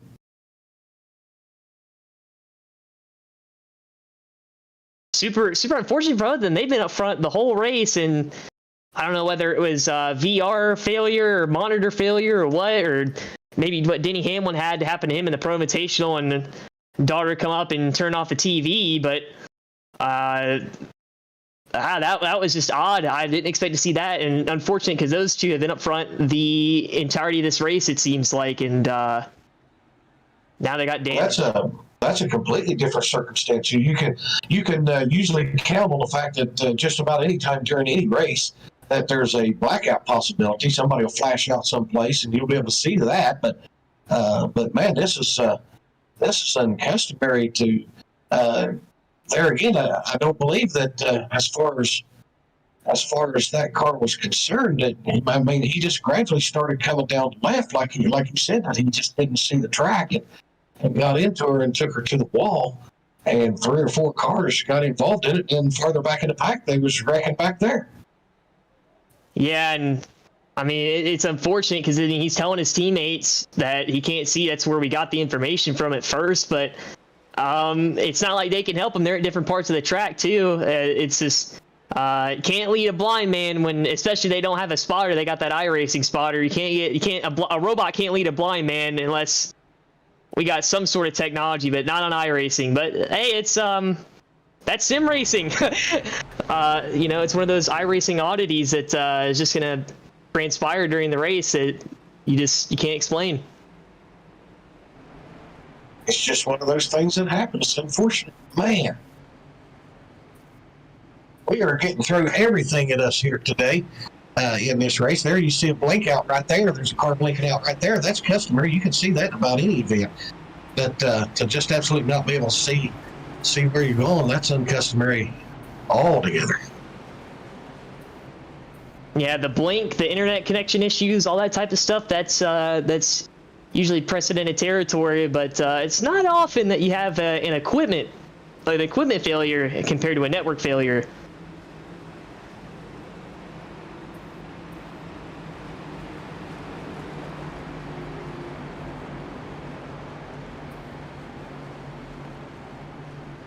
See, it happens. Race control taking care of that car that is blinking. That is a rule within the Lightspeed Racing League that if someone does have issues with their connection, they will be asked to drop to the rear of the field until it stabilizes, because it does put the drivers at danger racing around that car, because when they're blinking out like that, you can't see them. Yeah, we've suffered that penalty in the early stages. We ended up, I think, in one event, we ended up having to go to the tail 3 different times because of it, but we were able to get all those bugs worked out.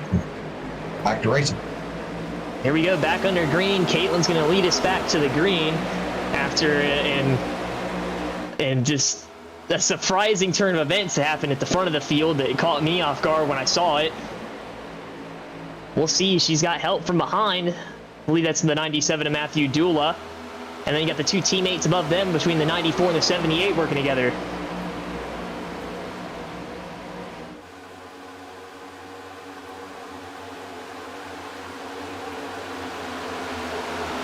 Ooh.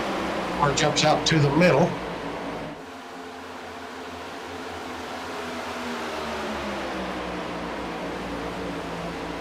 They're breaking up and changing fast in this one.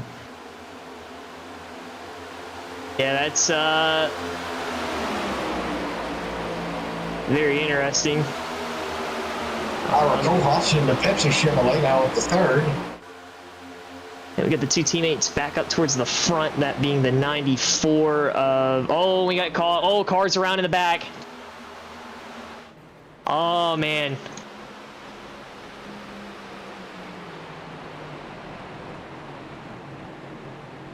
And what I'm hearing from driver chatter is that started around the 22 car. Not sure how, but that's what I'm getting the word. That's where that started around. But obviously, a little frustration. Some people are gonna see it different ways. So we're gonna see what we got from the booth up here and see our perspective. Yeah, that 22's got some severe damage on that left side. Oh, the launch car made contact with the 22 that got it underway. Yeah, we'll have to see if we can go back a little bit further and catch exactly how they got into that situation. I don't know. I mean, it almost looked like they were 4 wide. I don't know why exactly. Oof.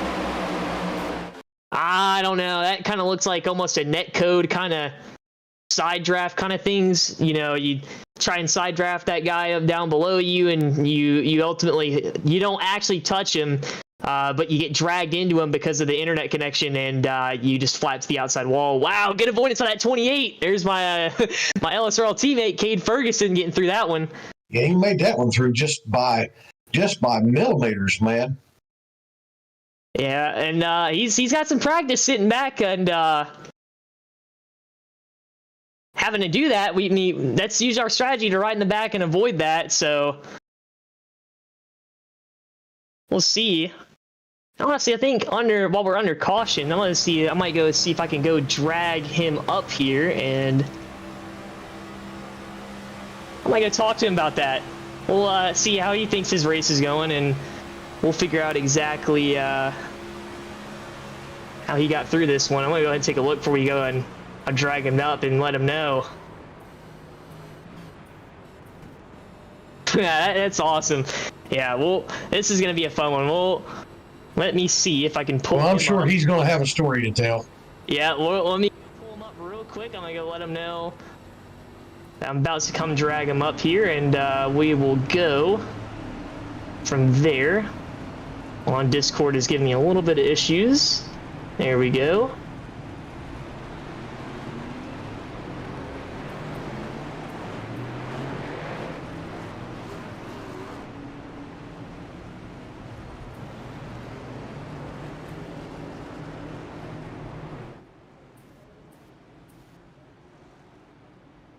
All right, and joining us up here in the booth is none other than the driver that we just saw get through that, the 28 of Cade Ferguson. Cade, you got a copy? Yeah, I got you loud and clear. Well, obviously you got a story to tell about getting through that. An awesome wreck avoidance, because I don't know how in the world you're able to get through all those cars darting back and forth around you, but how do you feel? First of all, take us through that wreck, and then how do you feel your race has gone so far today?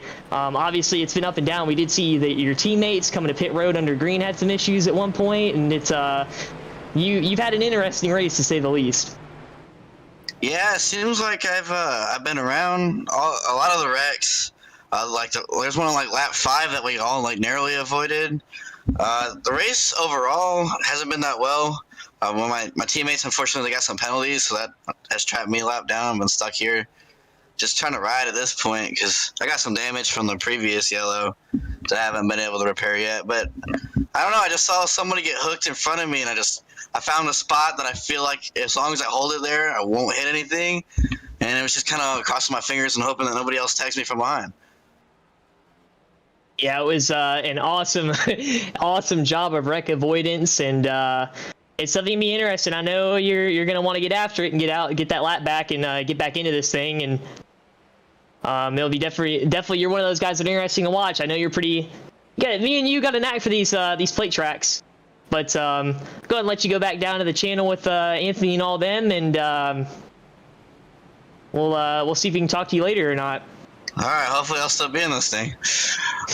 All right, that was Cade Ferguson in the 28 for Wilder Graphix Racing, and I gotta throw in a quick shameless plug because it was a wreck avoidance thing that I decided to come up here and bring him in for. But our team in LSRL is called Dodge Better Esports, so I think part of that is kind of funny. Put him up here for wreck avoidance, and that is our team name.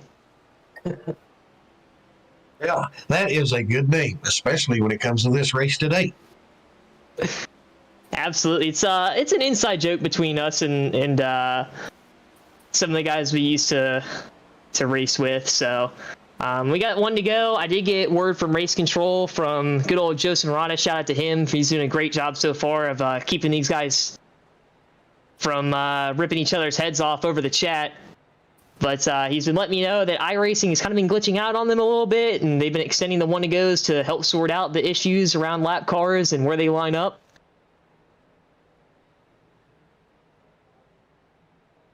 And you said that these guys are trying to control race comms and what's been taking place there. Now, you don't think that there's anybody out here on this racetrack that would... Okay, they waved off the yellow, sounds like, but you don't think there's anybody on this racetrack down here right now that would actually state their opinions pertaining to something happened on the racetrack? You don't think it, do you? I mean, it depends. I've definitely heard some chatter this race, or some guys have been pretty opinionative on what they think some of these calls should be, but we'll opinions don't matter, brother. It's what comes from the truck. Yeah, that is true. It's all about the hauler. I've I learned that one this week on Tuesday.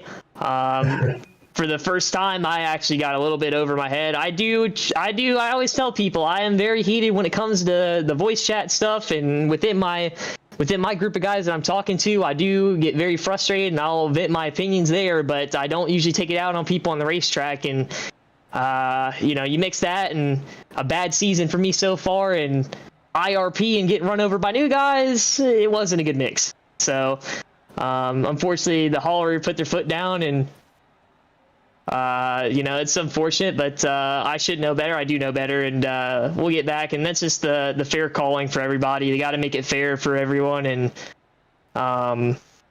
making it a good environment to race for everybody. Well, any race car driver at any stage that would come up to you and tell you that there's no frustration in their racing and they don't get upset over anything would be lying. It happens in every form or fashion, whether it's dirt, whether it's blacktop, whether it's real life, or whether it's iRacing. Absolutely, it doesn't matter. And here we are back under green. These two teammates of the 94 and 78 have found themselves up front here in stage number 2, that being Caleb Levener and the 78 of Kenny Capola. They've had a stronghold on the field since stage 2 started. 3 of the soft drink cars all down on the inside. And 2 competing soft drinks with Mountain Dew and Mellow Yellow, but I don't think that's going to... unfortunately for Massey, he doesn't have a choice to help out the brand a little bit and shuffling that Mellow Yellow car out. Thinks like he's just going to stay in line. And a guy that we haven't talked about has now showed up there with his Mojica Esports team, and that's the 2 car of Sam Kohlhaas. He's made his way up to the front now. We haven't talked about him a lot, but he's there behind Massey. Yeah, good to see Sam up there. He doesn't usually race often. He's usually on the other end of this. He's kind of watching with us, but he's usually a spotter for IRA. Jumped in just last week for the LSRL to drive in the series, and it's gonna be fun to see a little brotherly battle. I know they always banter a little bit. There's always the talk of a Dover race where IRA came up a lap short on fuel, and he joked with Sam after the race and gave him a 20-cent gift card to Walmart for gas, and that's saying he's like that's how much gas he would have needed to get to the end, and now they're working together on the racetrack. I can vouch that's a true story. But I'm glad to see that. Quick movement there in the second place car outside. But I'm glad to see him doing well. I think he's will end up being a good driver. I think he'll be a good asset to the LSRL. Absolutely. That whole team is full of some clean racers, and I found myself racing around them a lot in the winter season, or the fall season last season, when I was battling Ira for the championship, and it was just a week after week battle. So I know these guys pretty well. So this is a great group of guys, super good racers. As there's that 2-car tandem back again. This time the 11 and 36 working together. Not 2 teammates, but teammates finding themselves. We'll call it part-time teammates, because they just found each other and worked with each other. And it looked like just prior to that, it looked like that the 22 may have went another lap down. Yeah, I think he had some big-time damage that was hindering his race car. I gotta say, since we've gotten out of that first stage and the pack's been mixed up, I don't think we've seen this first pack be able to get completely single file. Now we're wanting to try to get that outside lane work together. 7 cars in it now, 3, 6, 7 cars in that line. We'll see if they'll be able to do anything with that now. Yeah, is now one of those guys that joined that pack this stage, the 43 of Joe Strano up towards the front. That was him being pushed by Aaron Davidson in the 03. And they'll jump out to the front. It's just like a little shuffle going on basically up front. First 2 cars of the outside lane just keep on jumping back down to the bottom and getting themselves up towards the front.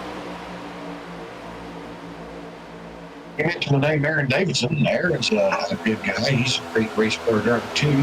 He spends a lot of time on blacktop, and he's been successful with his runs. Good to see him having a good day. And Massey taking the middle line. Woo. He makes the pass. Mountain Yeah, Dew he car, drops shuffle speeds. another Mountain Dew car out.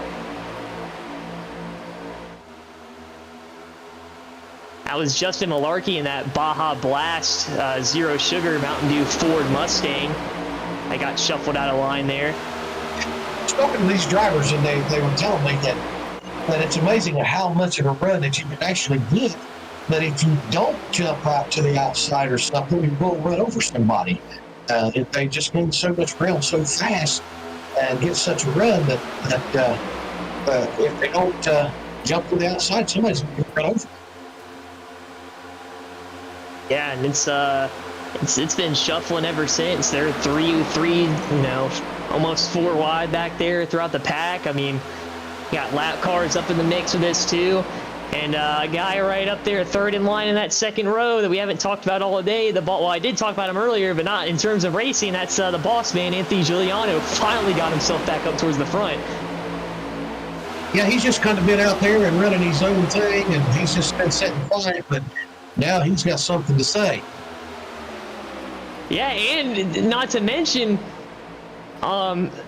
this is important because I think he is still trapped a lap. He's 4 laps down. He's not racing for position, but I guess he's just going out there to race anyway to get those laps back. But you got to remember, he's, I guess, somewhat recovered from that spin on pit road.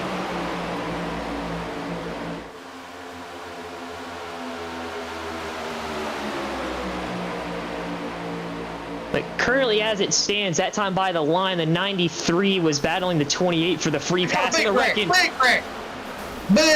big wreck. Multiple cars involved. Spinning all their tops upside down, going to run it around. One car up and over. Kohlhaas is in it. Giuliano is in it. I think Giuliano is the one I saw upside down. He's still on his lid. He's just spinning around like a top on his roof.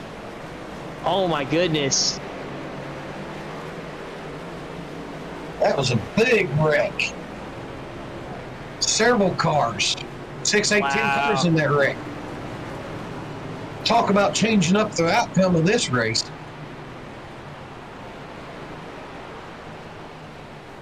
Wow. You got cars up in the air. I saw...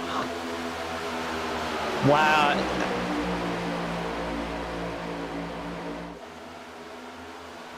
There it is right there.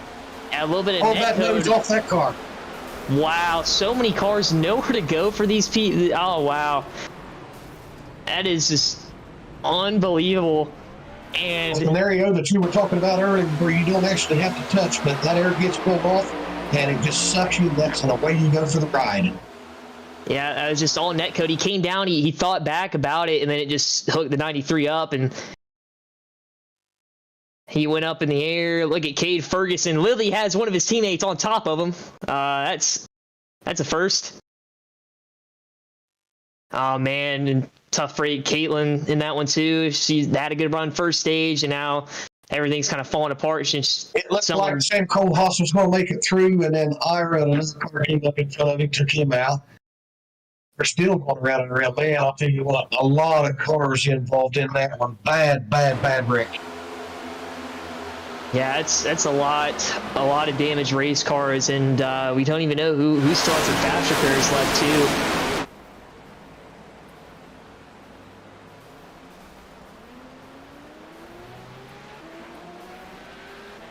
I just got word that the 99 of Jason Hand is going to be out of the race from here on out. Didn't uncheck his fast repair earlier, took it on accident, and now 9 minutes of required repairs. That's going to put him out for the day. Wow. Unbelievable how... Just about that time it was taking place, the 65 car took the lead, and then they started crashing behind. Look what a melee of damage going on back there on the stretch.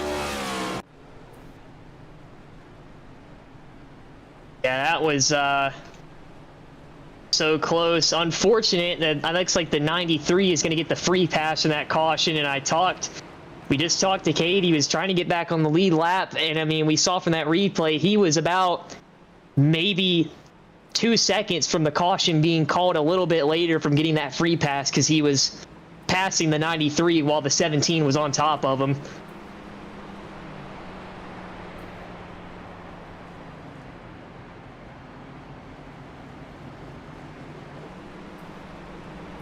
What a wreck.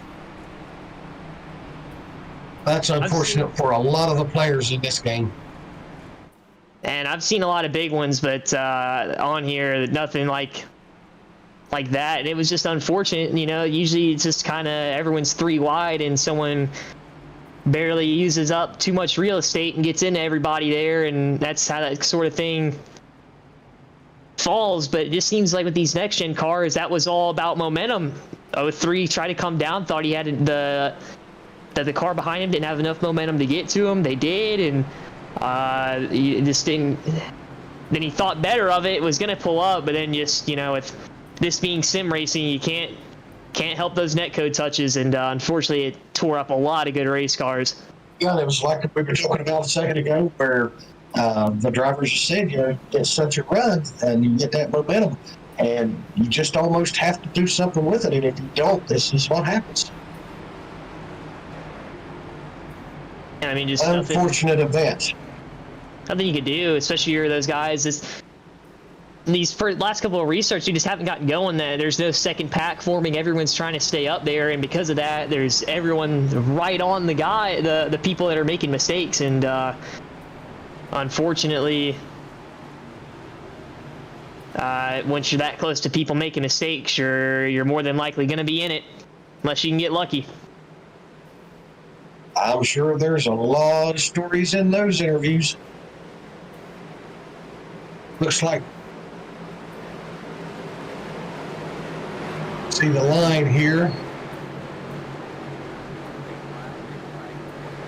Here we go, green back out. Brandon Massey leading him back to the green, right in the spot where he told me he is gonna want to finish no matter what.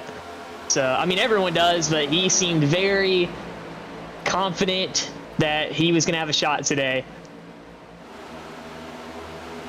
That was tight fit. The mellow yellow car drops down in front. Very tight. And that's Coke products versus Pepsi products there.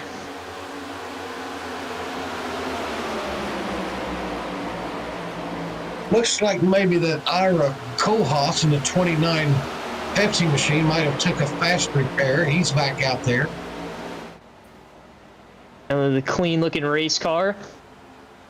Got some damaged guys, got some undamaged guys. Car dropping down below the line, gonna let him go on by. He's running mid-pack before he decided to bail there. Smart move, it's just not the time. The moment, that orange car up at the top lane right there getting super aggressive. That being the 18 car with Keith Bradley.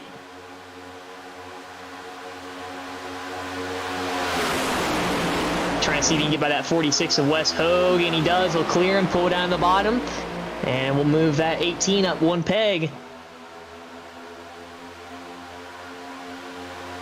There goes Massey jumping to the top. The outside line's a Torman. If they can make it work. Actually going to go back to the inside. He's inside, he's outside. Where is he going? What a move. What a move there. That was textbook. I mean, you couldn't have threaded the needle any better than that. See, that's the difference between an old man like me that sits up here in the booth and talks about racing and these young guns like yourself down there that's actually turning a steering wheel. I would have probably thought second before I'd have done that and probably never made that move.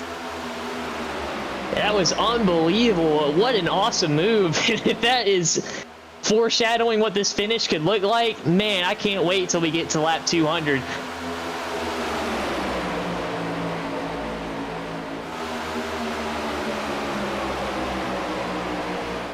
That time by the 46 is going to lead Mellow Yellow's winning the battle right now between the Mellow Yellow Mountain Dew cars.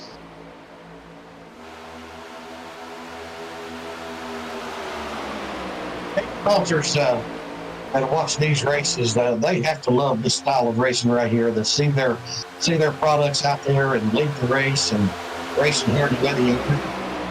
And I'm sure that these moments like this is chest bumping moments for all these sponsors. We want to give a shout out right now to every sponsor that sponsors this iRacing.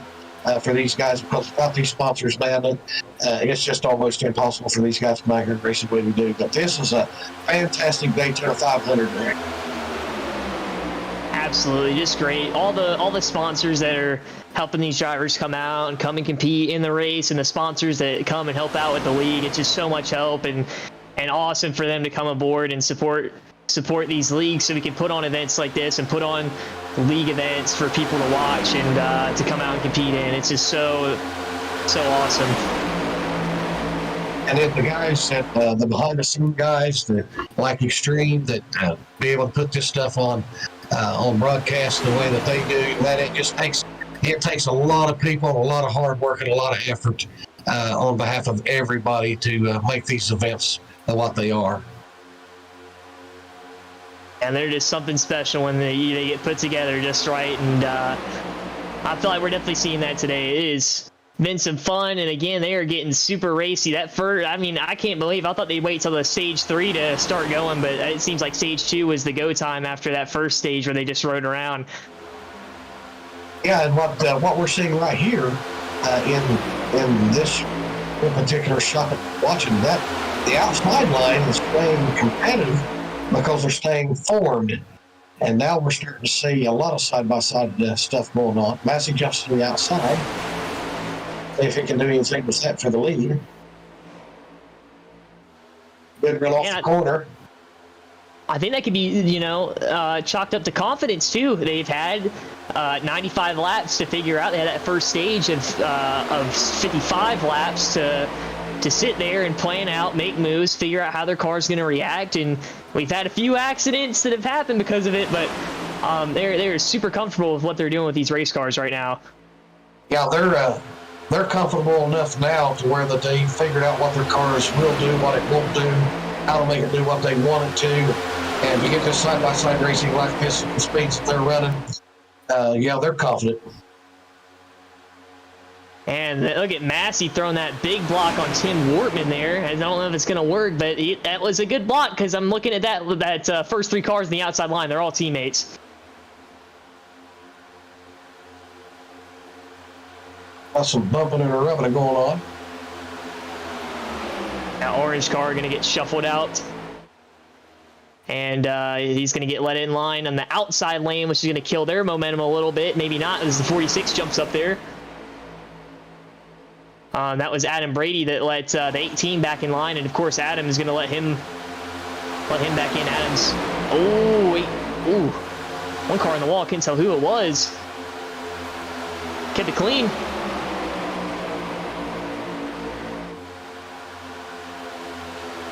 Well, you got the 3 teammates up front, and then the car right behind him is a lap down.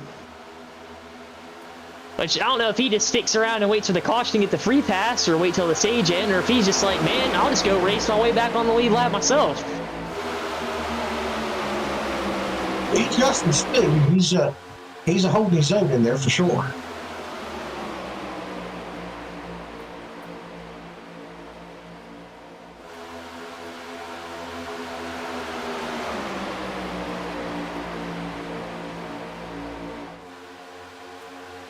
Starting to get interesting now. It looks like everyone is pretty confident in that top lane. I think they're almost starting to see that sort of, we're going to fade out to the top and train around the outside lane. Ooh. 2 car. Wow. And just as I say that, the 46 and 18, 2 Days of Thunder numbers just... Wow. I mean, a 2-car tandem. This is shades of 2011 out here with that. Yeah, with a 2 or 3 car gap between them and third place car now, and just able to shove right on out there like they did. That's unbelievable. One thing he's got to watch is he's so lined up with his bumper. He's got to watch to make sure that his temps don't get too high up, because once you start pushing someone like that, those temps skyrocket in the race car.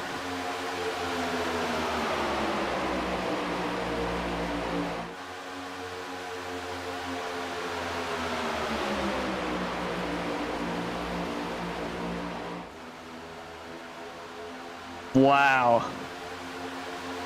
Looks like the Kohlhaas brothers got a beat together now. Back there in, what is it, 67th maybe? I just cannot stress enough. These things are just shades of every era of plate racing. We saw the tandem, but they didn't pull away like the tandems used to back in oh, contact 28 down on the inside. They all keep it clean for the most part. We stay green.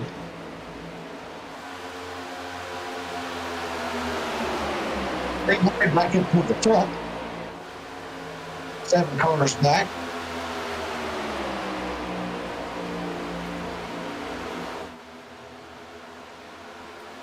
As they're coming to the line, this is halfway through the 500. We have run 250 miles of 500. And we've seen a lot. This has been exciting. These guys are not going to be able to keep this up for another 250 miles. I don't think so. I think we're going to see a lot more carnage, a lot more big runs, and we're in for some surprises. I'm just, wow, I'm almost speechless. But I can't be, because it's my job right now to be talking. Just at the racing that we've seen today. That blue and yellow number 11 car there on the outside, he's more stable than what he showed early in the race. Yeah, he's got that patented flattened out Camaro nose that we've seen on a few cars tonight. But unfortunately, Sam Kohlhaas in the 2 car got a little bit loose, went below the line, but he's able to hold it together. That 11 car drops down in front of him now. He jumps back out. Unfortunately, I don't think that flat nose is helping 11 in the case of leading a pack.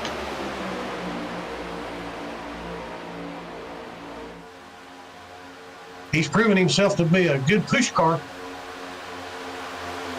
Yeah, whether it be on purpose or not, he has set himself up to be the second car in line with that nose right now. Guys, I'm actually going to chime in for a second as we're past halfway. With what you guys have seen here tonight, don't you guys kind of agree that this car is pretty much the best drafting package on the service right now? I think without a doubt. I mean, it has the chance to separate guys out. It helps. It maybe doesn't help the guys that go in that second pack to ride around if you know, they're probably not going to be able to run their way all the way back up to the leaders because just of how different the racing is when they single file out. But it just looks so awesome. You get opportunities to build up big packs of cars and make the outside lane work. The outside lane was working. They single file it out. Then all of a sudden we had a 2-car tandem just push all the way to the front and then break up that whole outside line, and then everyone jump back to the inside. But then everyone caught up to the 2-car tandem. It's interesting, and it offers a lot of opportunities to go out and do something. I agree 100%, and I think that this race here today, the 500, I think when it comes to the air package, once these guys are all able to get everything completely figured out and they start learning it, we're going to start seeing a lot of side-by-side racing, especially when it comes to the bigger tracks like this. I think it's phenomenal.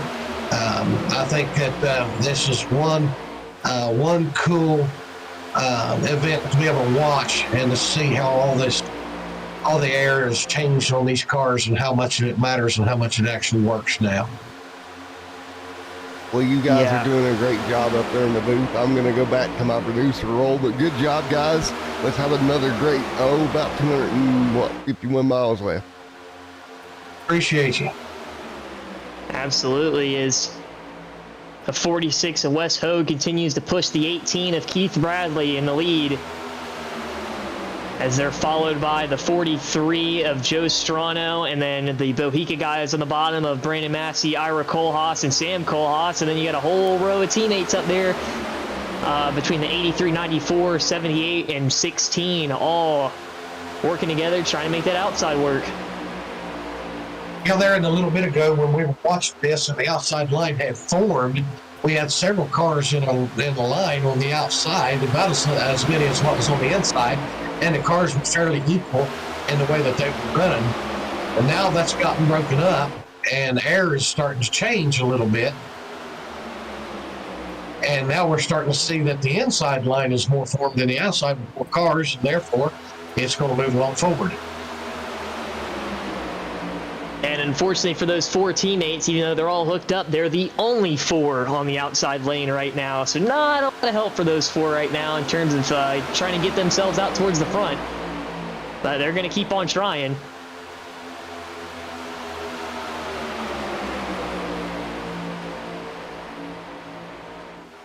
As we're quickly approaching the next stage break at lap 115. We're about 10, coming in 9 laps until the stage end.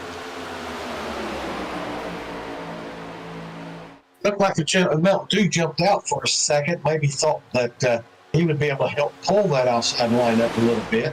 Maybe he would get a shove off of it to the front, but he quickly decided to go back to the inside. And once again, that 46 got right on that bumper of the 18 and gave himself a little bit of separation from the pack.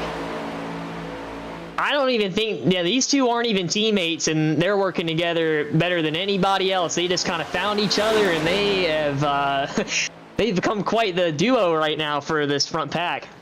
They are absolutely making it work, without a doubt. Well, that outside's starting to form back up again. I think they actually got more cars, or equal cars, that the bottom lane has, and unfortunately I think that tandem is going to hurt the 18 and the 46 now, because here comes the outside again.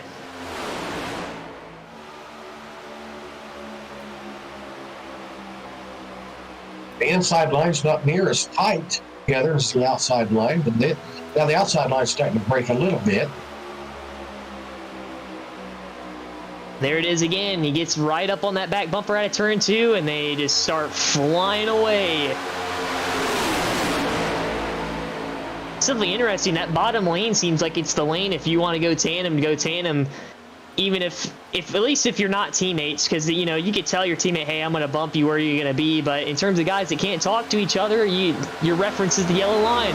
As long as you keep on that yellow line, I can keep on your bumper and just push you all the way down the straightaways.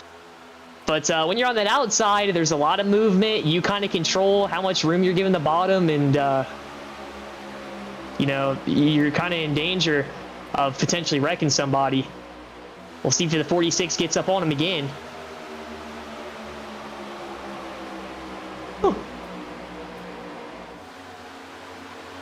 As you talked there just a few minutes ago, engine temperature, it might be something now that he has pulled back just a little bit. He may be trying to get some fresh air in there. 2 of the outside teammates have dropped down. Now they're going to try to pull.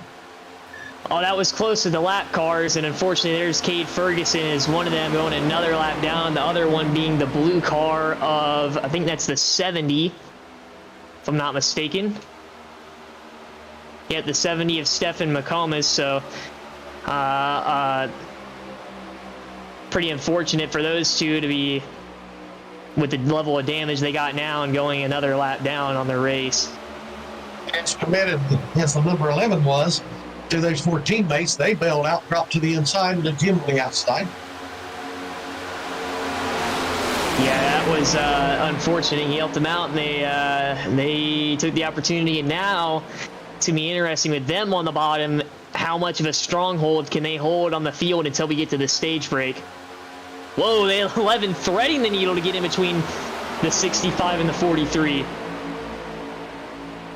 That run again, just come in there, dropped in, had such a run, and had no choice but to bail out and go to the outside again, because he won't run over somebody if he didn't.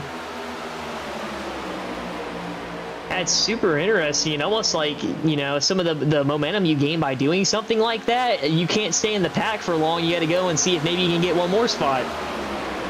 And the thing about it is when these cars get that kind of a run and they have to trip to the outside like that, that's just like they're stepping on the brakes. They lose all their momentum off of it, and there's just nowhere for them to go. They're just kind of hung there.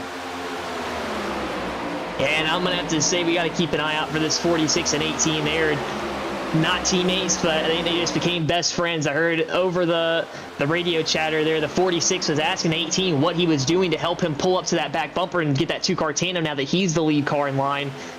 and they were discussing that to try and work with each other to get back at these front four. Oh yeah, they're definitely not finished yet. Yeah, it's crazy all the partnerships you can form in one race. What we were talking about early in the race, you know, that you go out there, you see who that you can race with, who you can work with, who's willing to work with you, and start forming those alliances early, so they'll be there the rest of the race. And this very well could have been one of those deals that that's what happened. They may have gotten linked together early. We just missed it and didn't see that they were. And now it's working.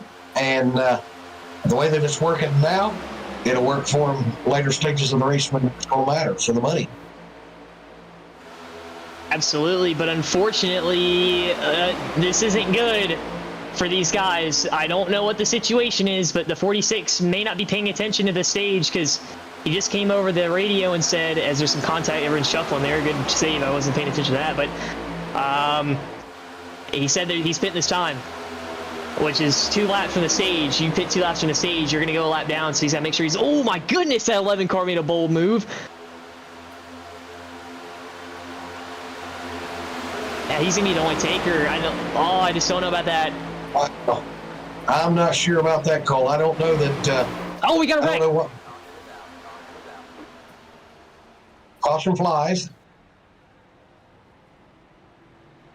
Well, and it's the guy that was helping him. Wow. There's the nose completely off of it. Same thing with Ira Kohlhaas. Ira Kohlhaas, unfortunately, involved in that.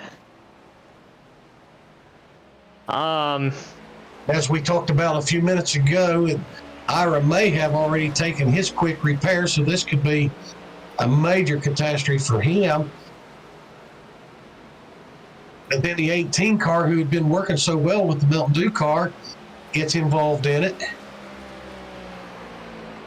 Yeah, I can't believe that. That was, let's take a look here. This is, in fact, ladies and gentlemen, this is going to be the end of the second stage. And this will be the last stage of the event. Yeah, this looks like maybe the 15 got too far up and hooked him, and Ira was just sitting duck right there, unfortunately.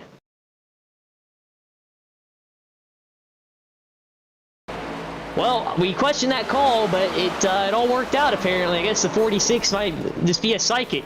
I don't know how in the world that was going to work out, but that was very fortunate for him, and he's going to get his pit stop done early, and he'll probably inherit the lead after we get back going. Sam Kohlhaas made it through again, which was good for him because he was right there in the mix of it all. He came through it clean. His car stays together in one piece.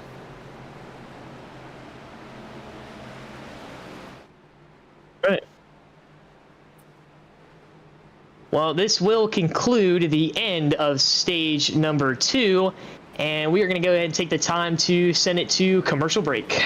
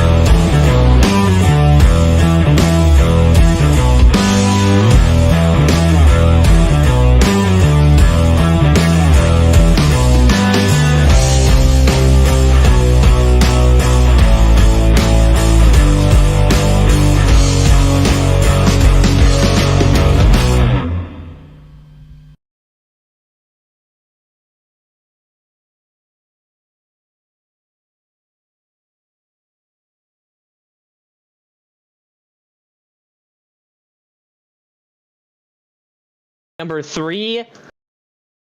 And what a wild race that we've had so far. We've had leaders get wrecked under caution by accident because people couldn't see. We've had bold moves. We've had 2-car tandems. We've had it all tonight.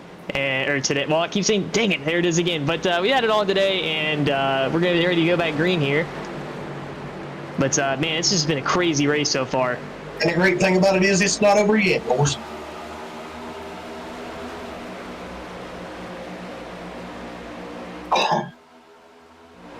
Well, like I said, going into the break, that 46 was going to end up inheriting the lead there from a very fortunate caution. It was very questionable from up here why pit 2 laps before the stage, but it somehow all worked out for him, and now he finds himself in the best spot on the racetrack.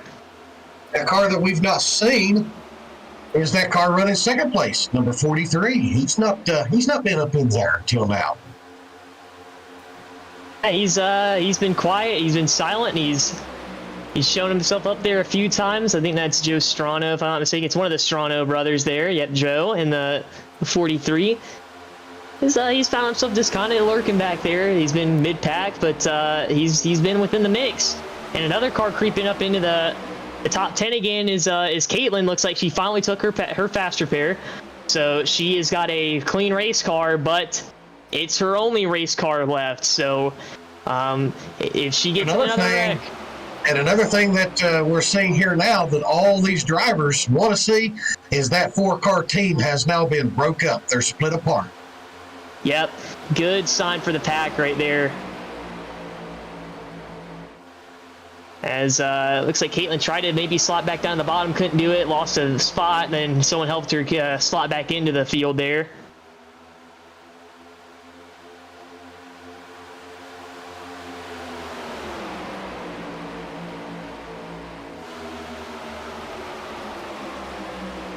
I think even though the action is pretty action-packed, I think we should go ahead, and I'm going to go ahead and let's go ahead and bring up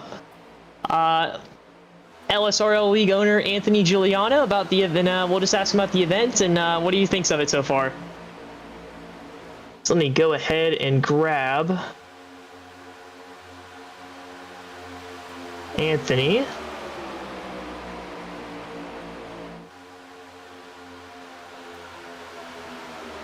And let me go ahead and get him ready real quick.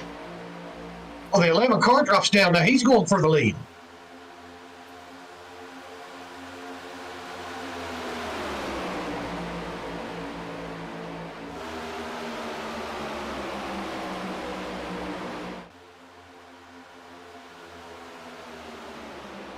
Hey, so joining us now up in the booth is the driver of the 17. Now, obviously, I think he's out of the race at this point, but now stepping into a race control role. But league owner Anthony Giuliano. Anthony, you got a copy? Yeah, I got you loud and clear, man. All right, so obviously, super fun event so far going on. It's been very wild, very hectic, but a great one at that. So go ahead and just talk to us about the league and about what you think of the event so far and some future plans, maybe. Yeah, so as far as the race tonight or today, it's been pretty exciting to watch these guys go around. Some really good drivers up front, a lot of good strategies going on through Discord and over race chat. So really neat to see the strategies. I mean, there's strategies going on lap 8, 9, 10, which was kind of wild, but yeah, unfortunately, a couple guys caught up in some accidents. These cars do react a little bit different to the draft, side draft, rear draft. They're pretty stable under bumping, but there's a couple of 3-wide situations. We definitely know that is not acceptable. The cars don't like that. Cars are a little bit too wide, but I think everybody's figured that out now. Like I said, unfortunately, some good drivers got caught up in some early wrecks, but still a lot of great drivers out on the track. So it's been fun so far. I wish I could still be out there, but it is what it is. It's Daytona, so you can't really do too much about it. But yeah, we appreciate everybody coming out, starting a big field here tonight with LSRL. I want to thank you guys up in the booth, Extreme Sim TV for producing it, doing a great job. I'm listening on the side while I'm watching these guys and doing tower. So it's been great. We're gonna put on another one of these events later on in the year with the Coke 600 at Charlotte. I hope to have a great crowd there as well.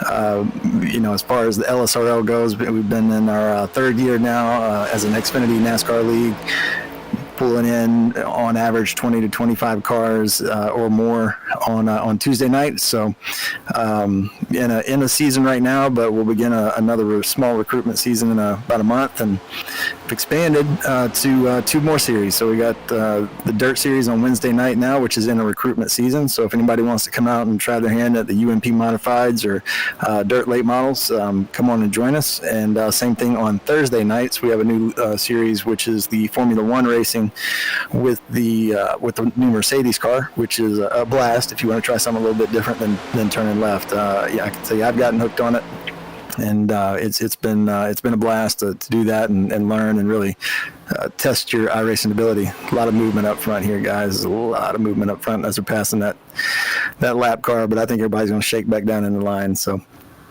yeah, a lot of neat things going on. We do have a next gen league that's going to start up here soon on Friday nights, and there's also been talks of bringing in an ARCA series on Monday nights, running road courses. So your Atlanta and Las Vegas road courses.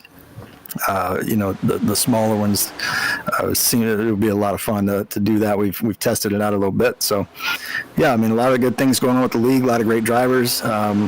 Love the guys we have, and I think we got a good thing going here. Love to see these guys out here supporting the league like they are. Absolutely, and it's been super fun to call it. You got a big, awesome group of guys, but we're gonna go ahead and let you get back to helping out with tower and all that, because I know you're super busy. But thanks for joining us up in the booth. Oh, one car down the bottom. Oh my goodness, I can't believe he just, wow, Malarkey barely pulled off merging right there, almost turned Massey. But yeah, we're gonna go ahead and let you get back down there, Anthony, and thanks for coming up here. Yeah, man, thank y'all. Appreciate it, and we hope we end up with a good race here. All right, everybody, that was Anthony Giuliano, driver of the 17 and owner of the league. Yeah, just an unfortunate night for Anthony, but he's a heck of a guy, and he'll recoup from it, and he'll be back out. Oh yeah, I mean, that was a crazy race. I mean, he's been everywhere tonight. He's been up towards the front. He's been 4 laps down. He's been upside down, flying over people, wrecking on pit road. He's done about everything tonight. But I was going to say it when he pulled him up here, and I noticed it, but that 4-car pack that had formed up with those teammates, they formed back up and picked up their teammate in the 7 who hadn't been up there the whole time. But unfortunately now they only have 4 back up at the front because the 16 just got shuffled out.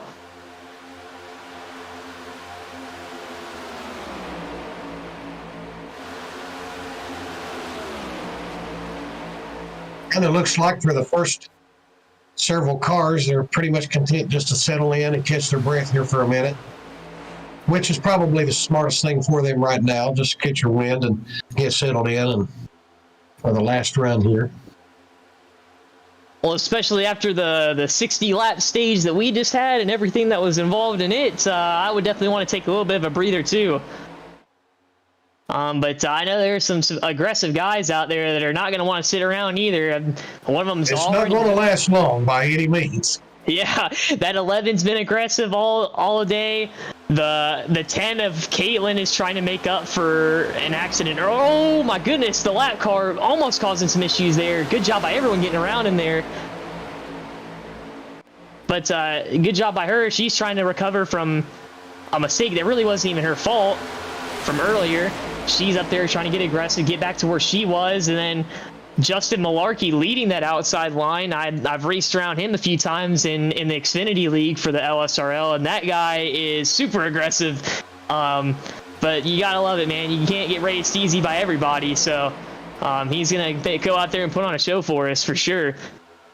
Yeah, I don't think that we've seen the last of the only female in this race here today. I think we're going to see some things come of her here late in the race.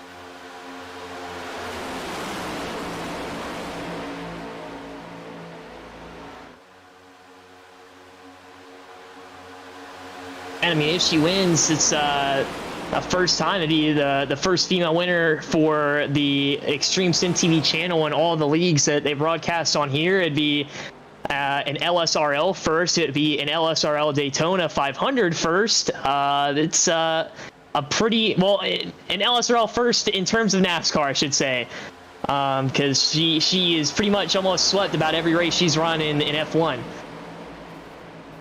Oh my goodness, that was Major breakup. That was, I don't know what happened there. 03 is down to 75. Oh my goodness, it's still not ending. I don't know. Wow, these guys are getting aggressive, but Actually clear down to the inside. Oh, there they go. Oh, I don't know if they're right yet. Oh, there it is. There it is. Yeah, there it is.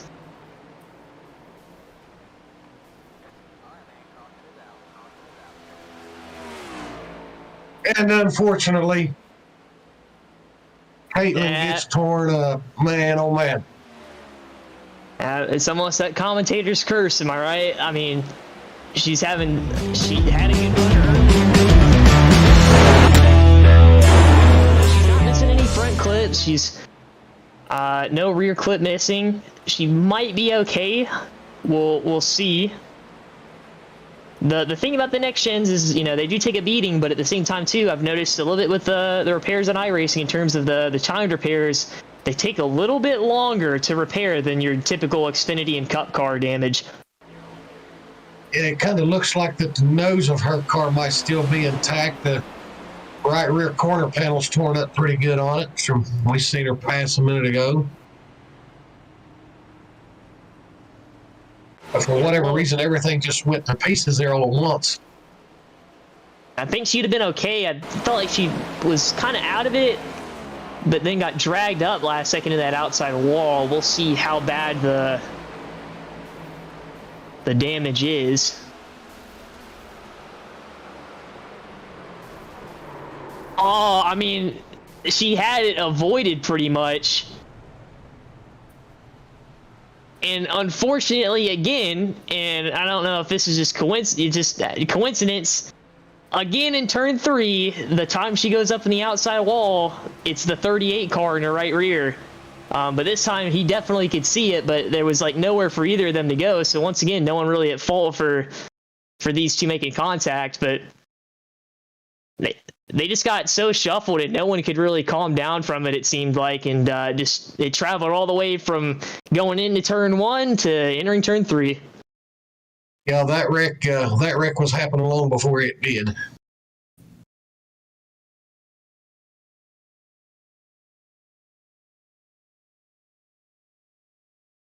Not too much of a hard hit for the nose. We'll have to see. Like I said, we'll kind of take a look at it when we get down there. There's our pole sitter Ryan Johnson, who was involved right there when, I mean, he's pretty much got nowhere to go. They're all shuffling around, and he's checking up. She's trying to merge back, and yeah, it's just too unfortunate. Two really good race cars all race that have gotten shuffled out of the mix, and we would have to, at this point, we would have to have at least half the field involved in crashes by now. Oh yeah, for sure. That's I don't think there's any question about that. There's definitely been a lot of people involved and a lot of big ones.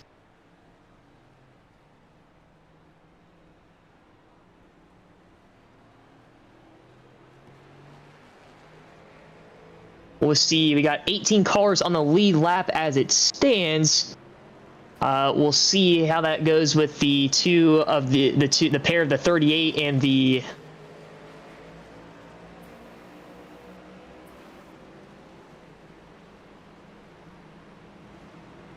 Yeah, there we go. He had the guys on pit road, well, guys in gal that were on pit road getting repairs. They're going to beat up the pace car and not go a lap down, including one guy that hasn't had good luck. But we saw him earlier in the pack, even without this piece on his car.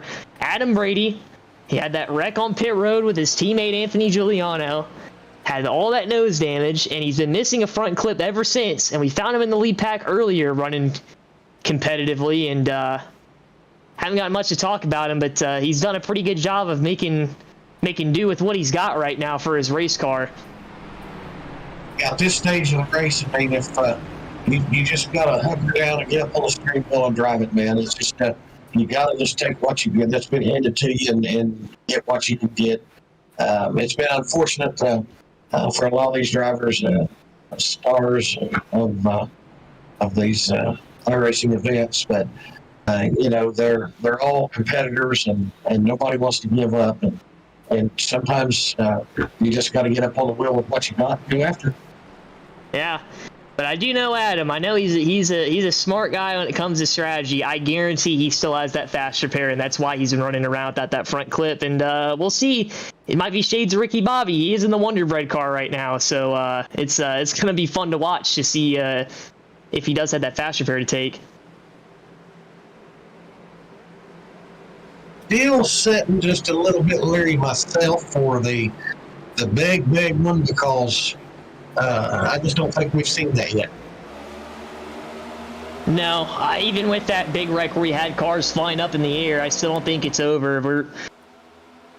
We're gonna get a wreck at some point going for the win, I would assume. Oh my goodness, that 46 barely did not turn the person below him as he tried to merge within the pack. The 51 Grizzly car now found himself up there. We haven't got a chance to talk about him too much, but now he's up there. It's 51 of Brandon Ayers. Haven't talked much about him. He's been pretty quiet tonight.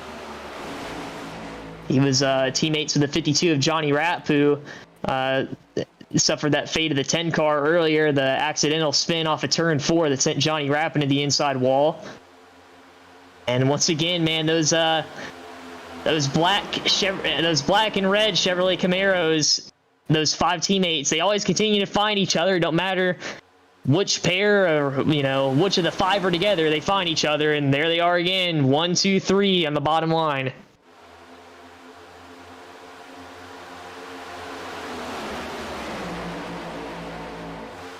And guess who's still up there? That 11 car still in the mix, even though that he's had the race that he's been a factor for up there for them front running cars. Yeah, he's been so aggressive. It's paid off. He's still up in the mix. He's kept himself in it.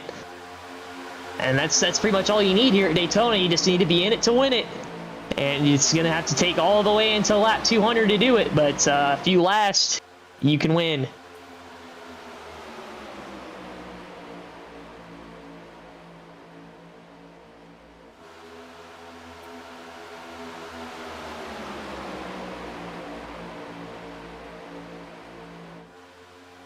Well, a yellow car making his way back up in there. Yeah, unfortunately, he lost his impromptu teammate from that accident that ended up saving him from a potential really poor strategy call at the end of that stage. But he's kept himself up in it, but he's got to find himself a new teammate, I think, if he's going to want to get it done.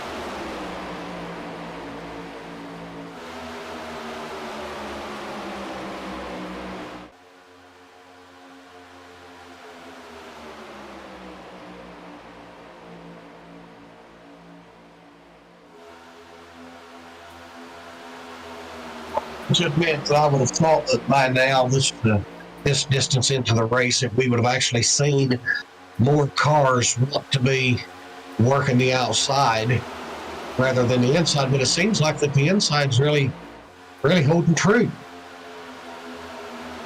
We saw a moment in the race where I felt like the outside was going to be that better lane when they all jumped up to it, and we had those four of the cars that are on the bottom lane right now up at the top leading it, and then all of a sudden that's when the 46 and 18 had that massive two-car tandem push that put him back in the lead and just shut down that outside lane. But that 11, he's getting the outside lane working again. He's got some help.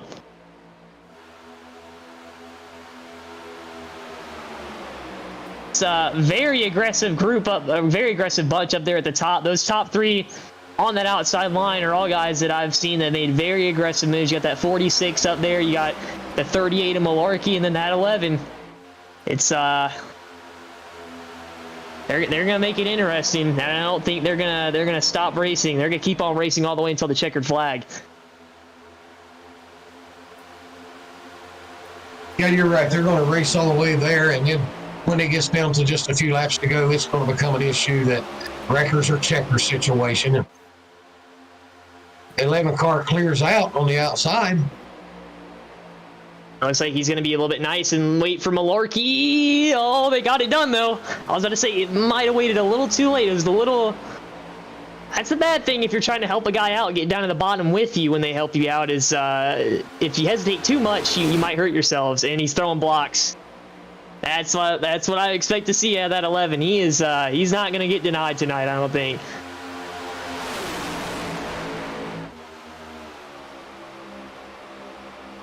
That's Jim Ott in the 11. Easy, boys. Easy, boys. Oh, teammates contact and up into the outside wall. And caution's back out.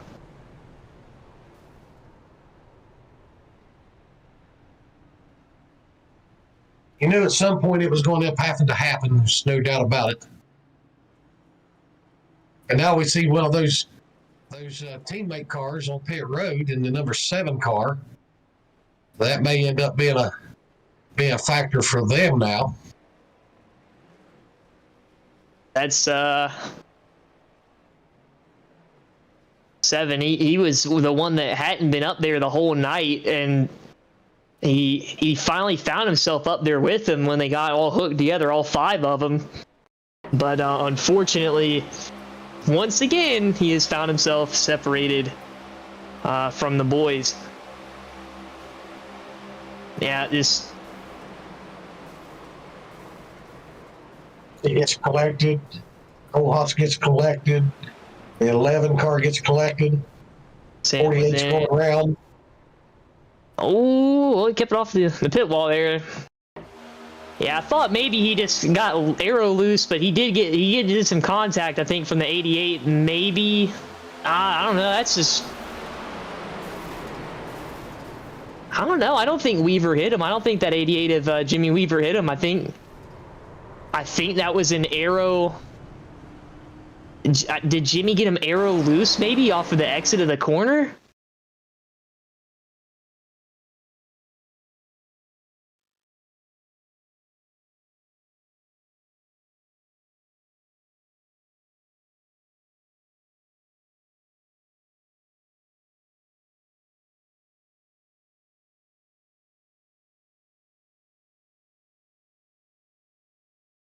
I mean, it's so close. I almost want to chalk it up to arrow looseness. I don't think there was any contact between the 7 and the 78. I don't think there was any contact there. It just looked like that they got extremely close. But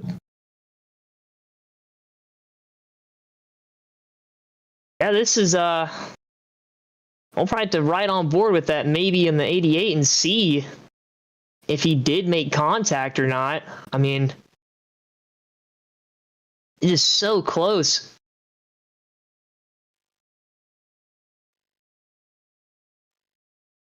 I think he might have slid across it a little bit, and that's just all it needed to send him haywire.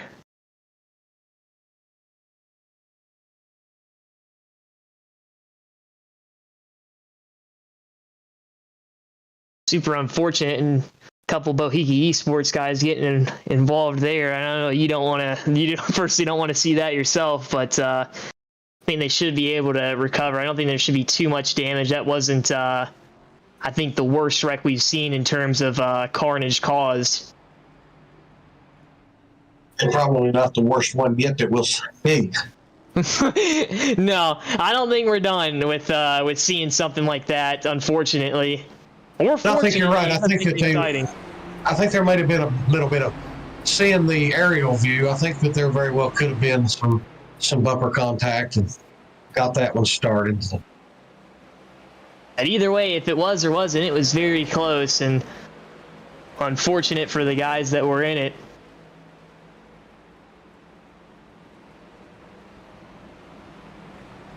But to succeed at these plate tracks, you got to be aggressive, and that's shown to pay off. 3 of the most aggressive drivers right up towards the front. We got that 11 of Jim Ott restarting first. Malarkey is going to be second, and third is going to be that 46 car of Wes Hogue, who we've seen, I mean, pretty much do it all tonight.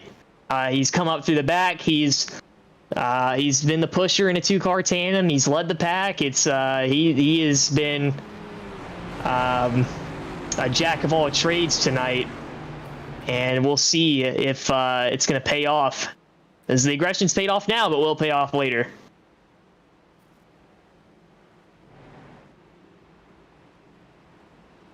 Get them all packed up and lined up again.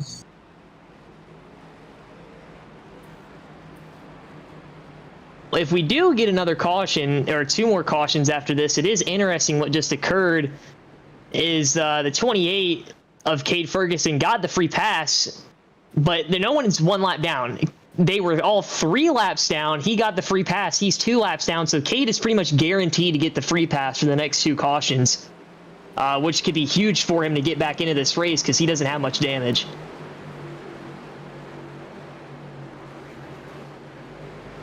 But we are back under green here.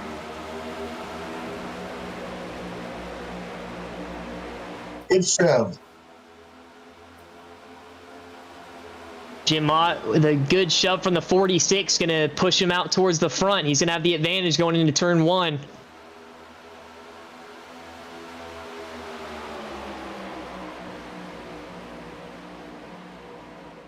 Al Stable with the 11 car B with the mellow yellow car pushing. He's jumped to the outside now, trying to pick up. And look, coming to the inside. They got to run on the inside. Yeah, 2-car tandem. That aggression was gonna make that move, but it didn't help him out. We'll see though. He's made the outside work the past couple times he's gone up there.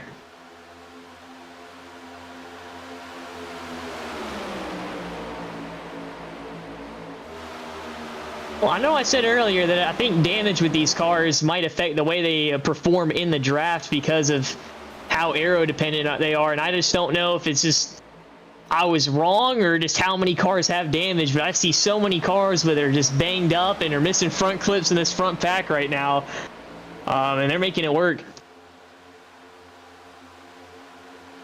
When they're straight, they're equal. When they're damaged, they're equal, huh? Absolutely.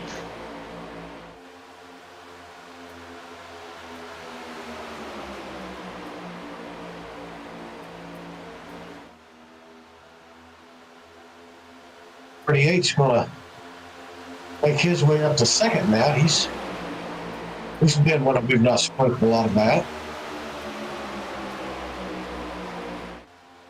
Oh, and hey, look who's coming up on the inside, the 52 of Johnny Rapp. What a comeback for him. We saw him hard into the inside wall off of turn 4 earlier in the race, and he is right back up towards the front.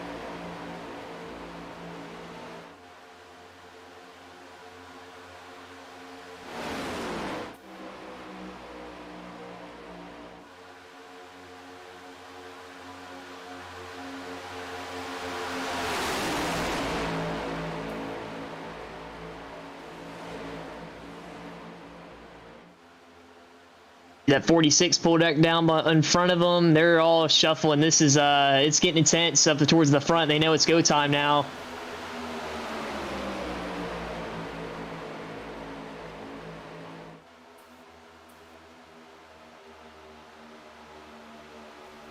One car in the wall. That's the 16. Make it work, boys. If you don't, it's going to be a bad day. They're 3 wide. We've heard from Anthony. They don't really, the cars don't like being 3 wide, but we'll see if they can make it work.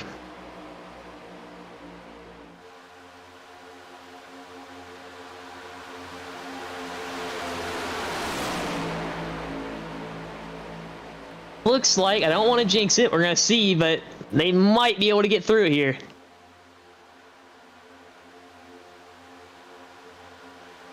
Yeah, unfortunately for the man with the yellow car, him being so far up there now, he's been shuffled clear to the back of that lead.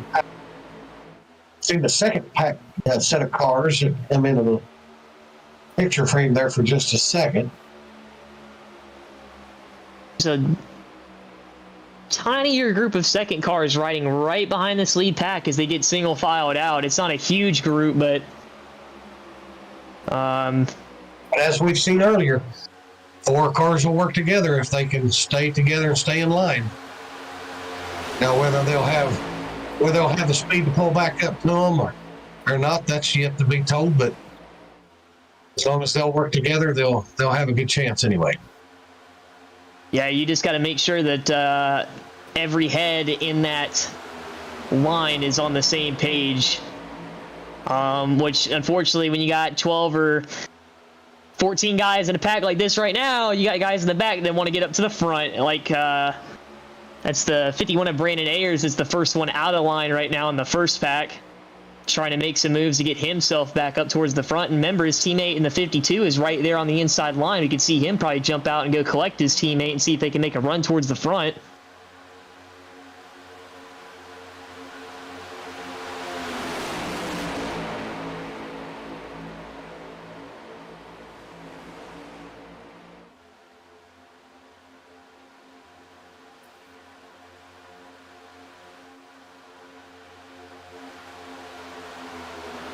See how it plays out here towards the end. They've finally calmed down, but as they always say, it's the calm before the storm, right? Always. Contentment plays out the window, and then it's just everything. It's all you got. And going for that checker flag. Yep, and there it is right there. The 52 of Johnny Rapp just picked up his teammate in the 51. They're going to see if they can make that work. That caused a huge divide between that inside line. See if they can take advantage, but unfortunately, I don't think it's going to work out in their favor because I think it helped build the inside line's momentum a little bit because those cars in the back were getting a bigger draft, and Johnny had kind of held back that top line from jumping out with no momentum. Teammates is going to go to the outside. 2 teammates there and 2 people that I think are just been working together since the... the teammates are broken up. The 11 and 38, I think, have shown they're kind of working together here towards the end, even though they're not per se teammates, and they just broke up those 2 teammates. That was huge. That is something that those guys did not want to see. They would like to see each other out the front and back windshields. Now that's not there. So they're going to have to race to get themselves back together. Yeah, and it's going to get difficult because one of them's third in line in a completely different lane, and the other one's the leader of the other line. The fortunate part for those 2 is that they have 2 more teammates in the draft on the end of both of the lines. So they have help within this pack. It's just they aren't with each other right now. And we see that so many times before, but no matter what, those guys find a way to get with each other. You see it all the time in real life, like, for example, with colleague racing at Xfinity. And I guarantee you're probably going to see that towards the end of this race as well.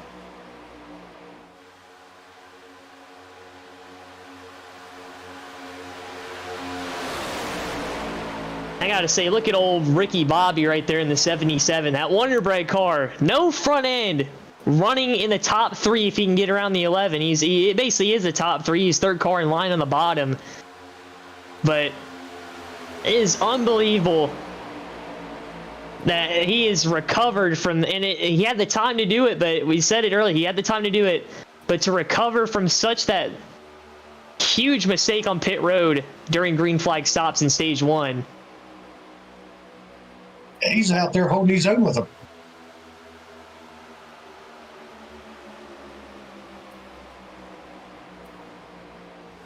When you're talking about teammates, and especially with the events that we've seen in this race, this guy's in the black cars, when does teammate go out the window? You know that every one of them's going to be sitting there thinking, I want to win this. I'm not just going to sit back here and push him to win. And the guy next in line said, "Now, well, if I get a chance to get around those guys, I'm going for it. I want to win." When does all the teammate stuff play out? When does it go out the window? I say within the last 10 laps, and it depends on, you got to know the personality of the guys you're working with. I know, if you look at guys like Ira and Massey or me and Cade, we're probably going to stick to each other until the last 2 laps. We're going to help each other as much as we can until it becomes time for us to do things on our own. But, you probably have other teammates within your groups. Like, I know if I was working with maybe an Anthony Giuliano or Joseph Murata, they probably would, totally abandon me if they needed to within those last 5 to 10 laps. So it just depends on the person, I think. But yeah, I say within those last 10 laps or 20 laps is when you're going to see it just get thrown out the window. Looks like Massey's going to fall a lap down. And unfortunately, I don't think he has enough damage, and that's what's causing that. I think he didn't catch up with the end of the pack by the time they got back going green, and he lost the draft. I think he'll probably be able to just tag along right at the end of this pack and maybe just ride around and see if he can catch the free pass, which, as we discussed earlier, this would mean he's the only driver. Well, he's the second driver 1 lap down now. I just forgot about Jimmy Weaver, just got lapped a few laps ago. But Massey is one of 2 drivers that are a lap down, so he has good opportunity to get the free pass here, especially if he sticks with this pack.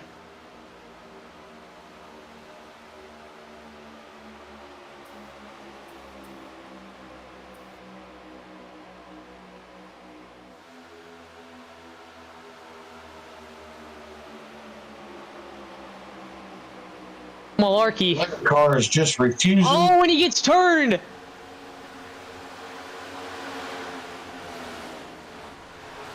I think we're going to keep it green, though. So far, race control hasn't thrown anything, and neither's iRacing. There it is. The caution's out.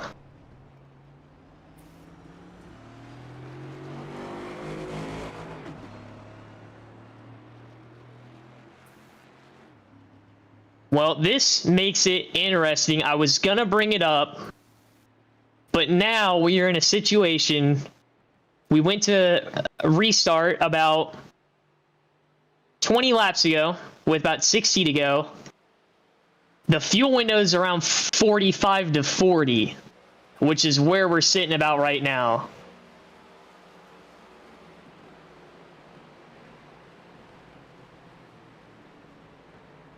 So it's going to be interesting. We could, under this caution, this might be the last pit stop of the day, but it's going to be interesting. We're going to have to keep a look and an eye on it about the fuel mileage because, as we know, at these super speedways, the leader gets worse fuel mileage than the guys behind him. So it's almost going to be, it's going to be a strategy game, I think, now between who's going to try and lead this pack and who's going to try and make sure they have enough fuel to make the moves at the end.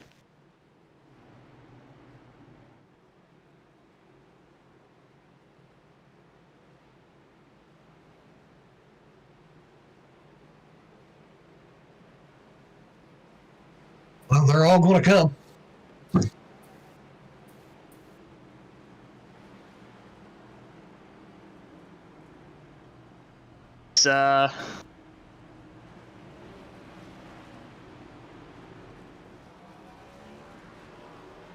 See what happens. This could potentially be the final stops of the race.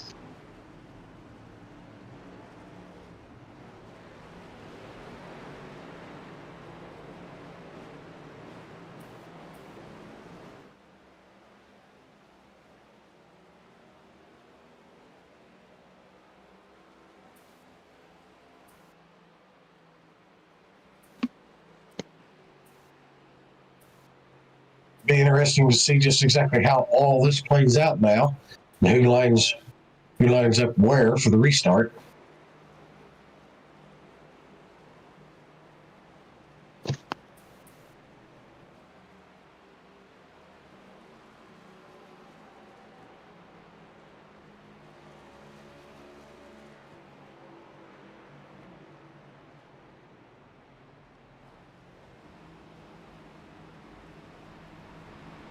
we're gonna see.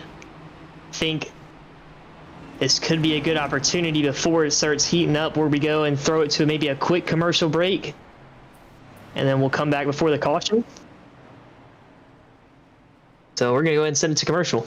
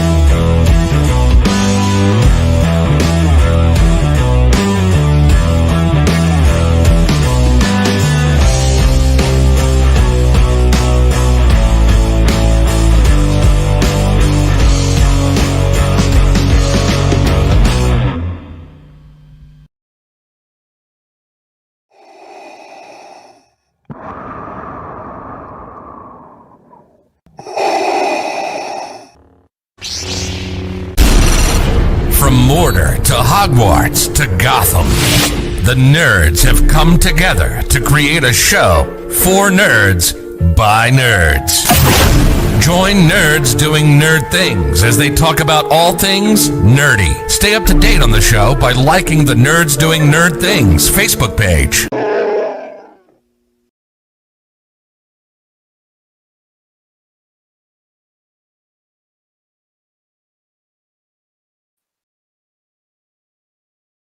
All right, ladies and gentlemen, we are back for hopefully the craziest 40 laps, I think, of any race that I've ever had to call and maybe even ever watch. It is gonna ramp up from here. Is the potential for no more pit stops after this. They should be good to go on fuel. It's gonna be close, but they should be within the window to make it from the end, and it's gonna be an all-out dash to the finish from here. It's all in it to win it now.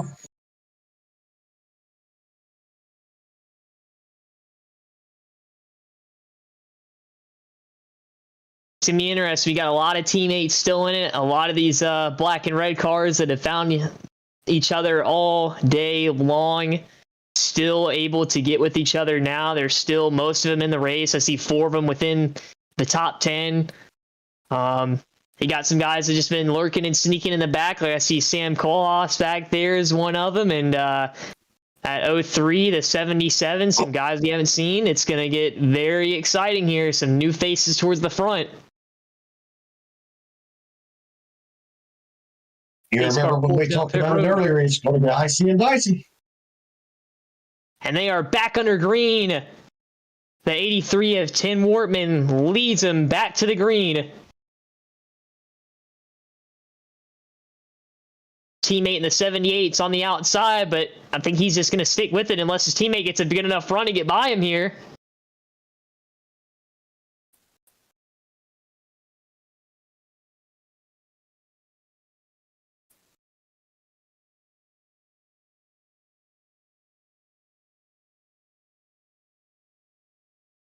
'78's been up front since pretty much the majority since stage 2. Kenny Capola up there moving down to the inside. See what Ott and the 11 can do up there. Jim's been aggressive all day long. He's just refusing to give up. Yeah, he's been a fighter all day long, including the guy behind him with all that damage in the 03, Aaron Davidson. I mean, the only time we probably talked about him is whatever incident gave him that damage, and he finds himself up in the top 5. Yeah, Aaron has a tendency, no matter what he's racing, he has a tendency just to kind of lurk back there and just ride it out for a little bit and find himself up there in the front when he needs to be there. Working out for him so far, but let's see how that missing front end handles as the leader of the line. And I think the answer's not good. He looks like he is hit a wall of air. Yeah, and they're going to leave him. Yeah. Unfortunate. That's I feel like the only reason, unless he just is that much of a trooper, I feel like he's out there because he still has that fast repair in his pocket. I don't think there's any question about it. Looks like the 64 is going to be in for a rude awakening up on the top. He's pushing Adam, who also is missing that front clip, which he's going to hit that same wall of air, but the 46 might have just saved him, actually.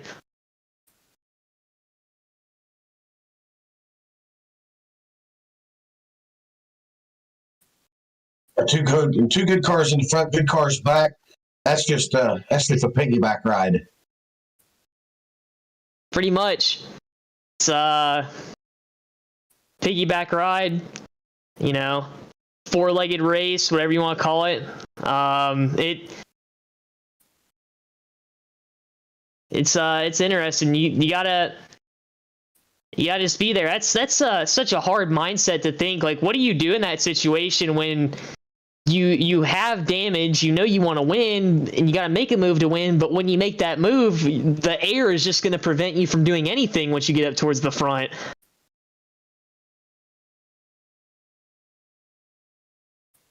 You know, when it comes up to the air, it's just like a brick wall. You just slam into a brick wall, and it takes all the momentum out from under you. And that's just going to be something to keep an eye on. Is, you know, we have some of these guys with that damage. They're going to keep racing. They're going to want to race for the win. But the further we get to it, as the 11 throws a major block, and that's going to shuffle the 46 out of line. Maybe. No. Oh, the aggression backfired. Everyone was like, no. Oh, wait. Malarkey finds him back in the inside. They're 3 wide.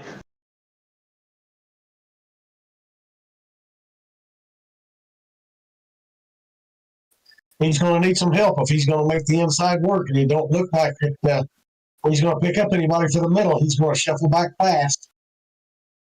Yeah, I think he got lucky that Malarkey was back there. He had a friend in a low place in the back of the pack and was able to save him from falling all the way at the end of this pack.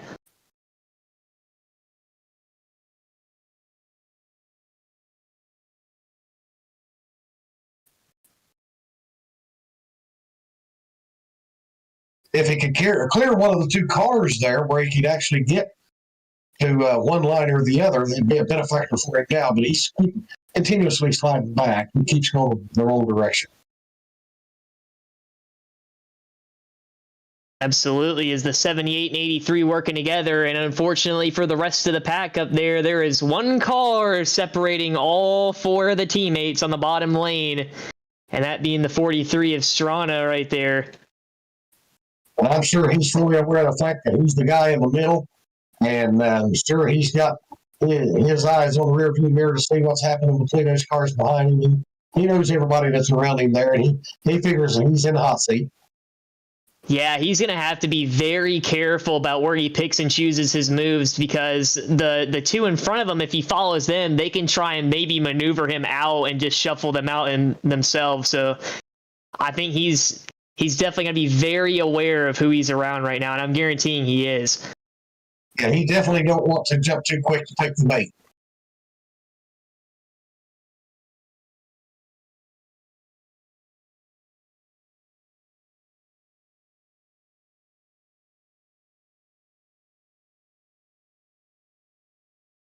that mellow yellow car, he's got the itch again. He wants to get back in there and duke it out with him.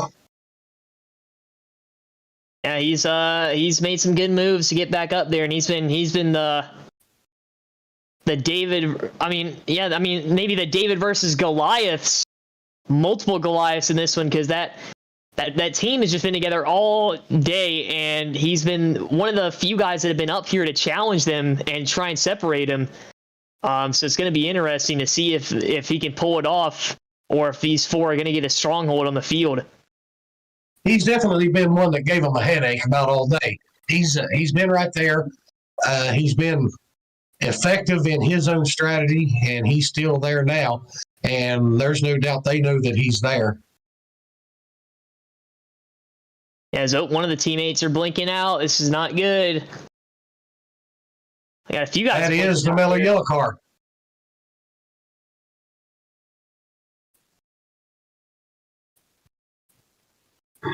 '94 with a little bit of a blink there. That's unfortunate. The last thing you would want as a driver, right, is to take a penalty for something that is completely out of your control. That'd just be heartbreaking this late in the race.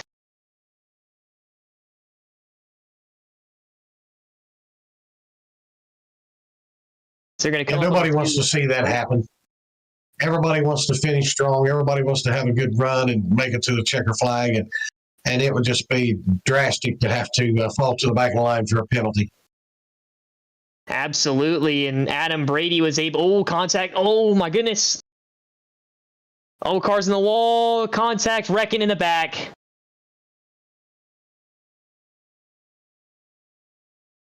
Not sure who exactly was involved. I did see a few guys in it.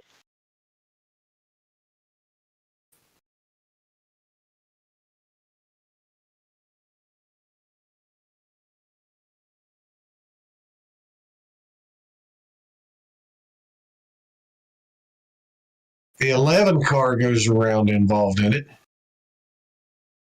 That's unfortunate for him. He wouldn't have been there if he threw that aggressive block and it shuffled him way out of line.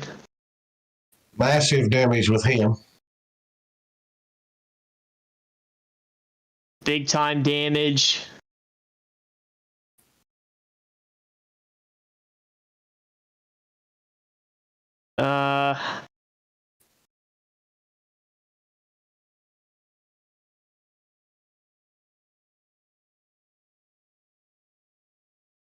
I saw the contact further in the back. I wasn't quite sure what initiated it. Yeah, the 16 car kind of got out of line a little bit. They're already moving to get around this lapper. Yeah, the 11 cut off Sam. Nothing Sam could do, and the 11 was... Yeah, Kohlhaas was just in it for the ride at that point. Yeah. So 11 didn't have much he could do. He was trying to get around the lappers, and he saw everybody else react to the lapper pretty... They were pretty erratic about what they were doing right there.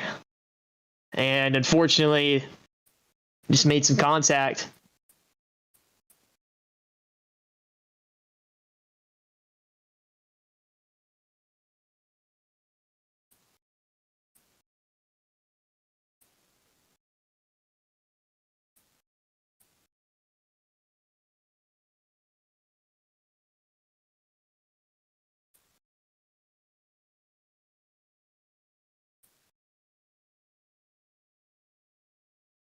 We're gonna have to see. Yeah, a lot of these guys are just going to have to load them up, take them back in. And they're tube chassis, so they won't be too complicated to put new bodies on them, hang new bodies on them, get them ready for their next event. And but unfortunately, there's going to be a lot of them go on the trucks and be hauled back torn up. Yeah, as we got some takers on pit road, one of those being the 46, the other being the 77. We got a few takers down pit road.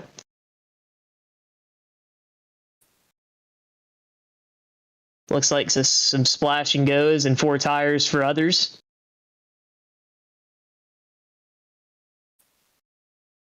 A lot of mixed strategies. Unfortunately there, Cade Ferguson was in the free pass spot when that caution did come out, but because he was involved in the incident, he is not going to receive the free pass.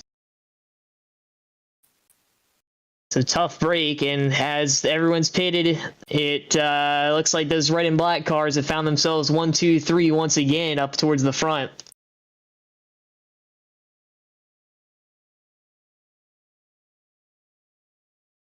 Now the strategy is for everybody else that's competing against those cars is to figure out how to get them broke up again.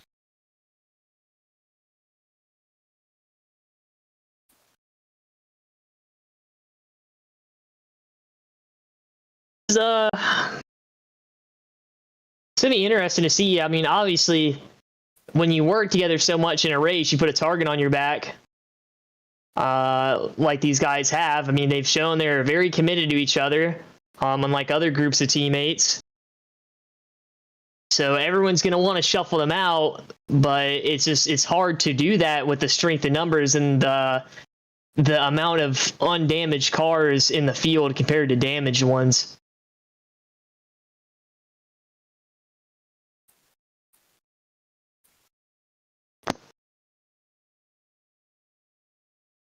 It's just been an unfortunate race. It's been a terrific race. It's been a great race. It's just been unfortunate for a lot of top drivers getting involved in incidents that's not really been their fault and suffered damage and just not been able to have already used their quick repair or whatever.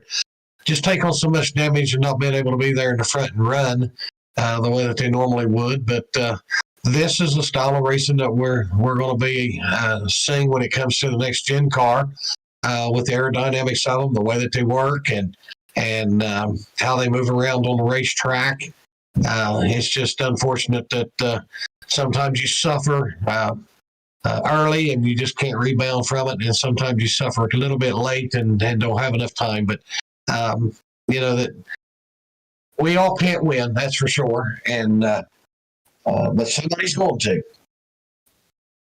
Absolutely. I mean, not all the drivers can win, but I think we win is just being able to watch it. Oh, absolutely. This has been a fantastic race, and to be able to watch it and call it, sit here and man, this has just been totally an awesome experience for me.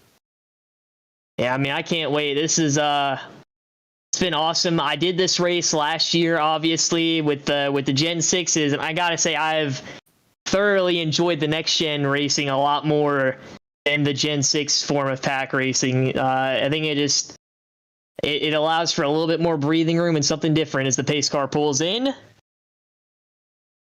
And we're back under green. This time, I don't know what the plan there was of the 78. He didn't get a good jump. I think he's trying to let the 83 back in line.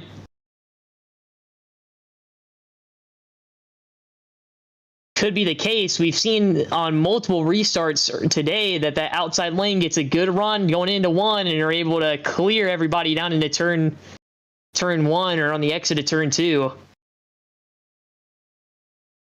He just didn't get the run that time that he needed on the outside to come out there and to break away and fall in the line on the inside. I wonder if the guys behind him either just didn't get organized or that was kind of intentional. They're like, well, if we push him up there, he's just going to abandon us, right? We'll see, but it's hard now because if these two clear him, then they might jump out, pick him up, and then try and run them their own race, or they could just defend the bottom and maybe just have their team control both lanes. A lot of strategy can be played in where those cars are right now. Yeah, but one guy it's mixed up now. Yeah, there goes the two soda cars. There's that Mountain Dew car of Justin Malarkey in the mellow yellow car. Wreck. Oh, big time wreck. And just as I said, there's the 46 and 38.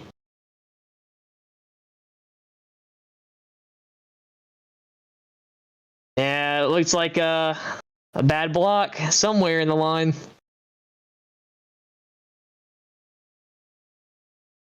Yeah, I think that they had what they wanted when they got to the outside, but something went wrong after they got there. Good clean run right there, coming off. Way too late. Yeah, that was a bad block. The 46 and 38 said it. Yeah, way too late. And it's just the run they generate. They did such a good job of side drafting his teammate away from him that he was just a sitting duck at that point.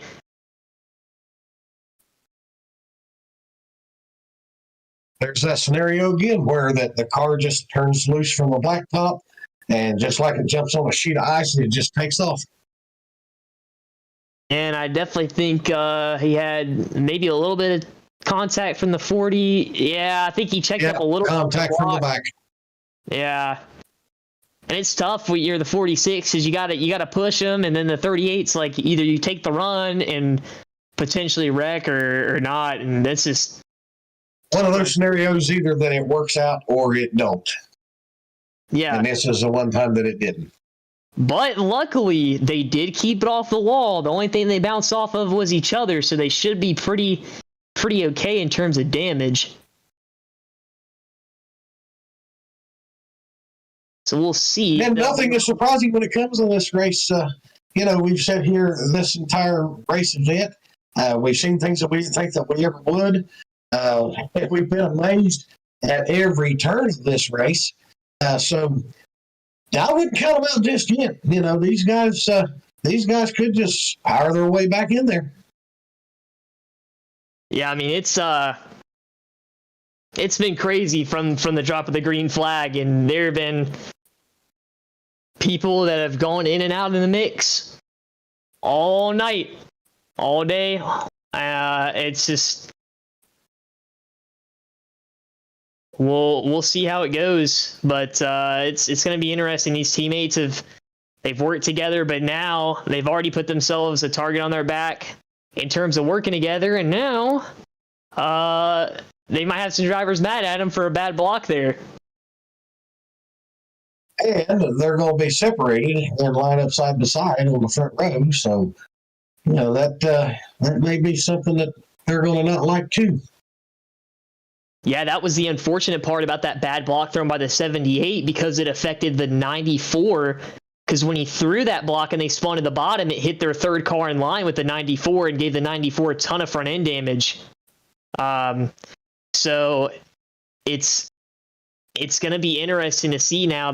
That's another car potentially out of their stable that's out of the mix, and it's just up to them two now to kind of hold it off for their team until they either get some reinforcements or they don't. Yeah, you're to the point now where you're lined up side by side on the front row, and you want to be together for a two-car tandem. The problem with it is you got cars that's going to be behind you that's not going to want you to get together, and they're going to try to keep you separated as much as you possibly can. So what strategy are you thinking now? I mean, you one line or the other choose to make a run and do a drop in, or you think you want to just try to pull away and make room on the inside for the drop? What do you think now? No, I think it's interesting. I think if this was the Gen 6 cars, I would have said, hey, just let the guy on the outside pull right down in front of you and you're not going to get touched. But these cars seem a lot different. I almost think with the way the outside's kind of been tonight in the first couple laps of the run, and we're getting there, we're within 25 to go. I almost think if it's possible and no one shuffles you out, why not just control both lanes? Yeah, I think for me, if I was going to be having a conversation with my teammate and I was lined up on the front row with, like you said, less than 25 to go, I would want to be in control of both of those lanes as much as I could be, as late as I could be. Because as long as the 83 is on that top lane, they're going to have to either push him to the front or get around him to get to the 78. And if they go to get around him, then they all lose that momentum, and it's going to make it a lot harder to get around the 78. But we'll see what type of strategy games they play and what they feel is best, because it's about to ramp up about 100 times more than it already has been. Oh, it's going to get real good now. If you don't got any snacks yet, you better go run and get them, because this is about to get good. Pace car down pit road. Green flag back in the air. And they both got a pretty good jump, but the guys behind them didn't. So now this could be vulnerable. They helped each other by getting go. There it is. They're gonna line up. They're not gonna control the lanes. They're just gonna line up with each other.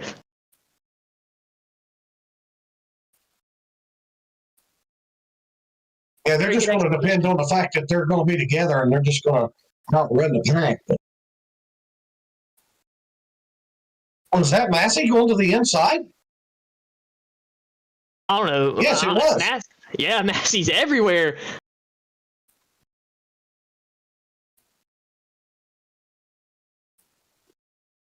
I know he's definitely motivated to get up there. We'll see if he can. He's got help. There's one of the most aggressive pushers with a clean race car. We know who saved their fast repair to the end at 11.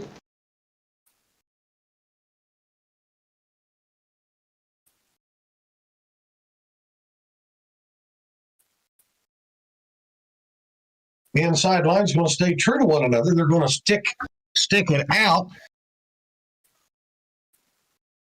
Yeah, I think they're going to try and maybe bite their time. I think if you're up in those first 4 positions on the bottom lane, unless you're getting taken too wide already, you feel like you're in a pretty good spot where you can make a move. But now, with Massey jumping up there, it changes things.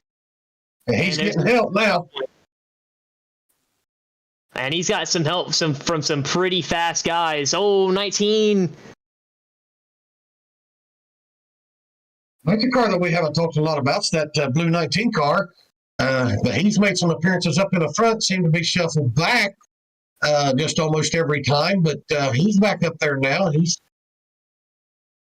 going to be running in the top 5 here just in a second.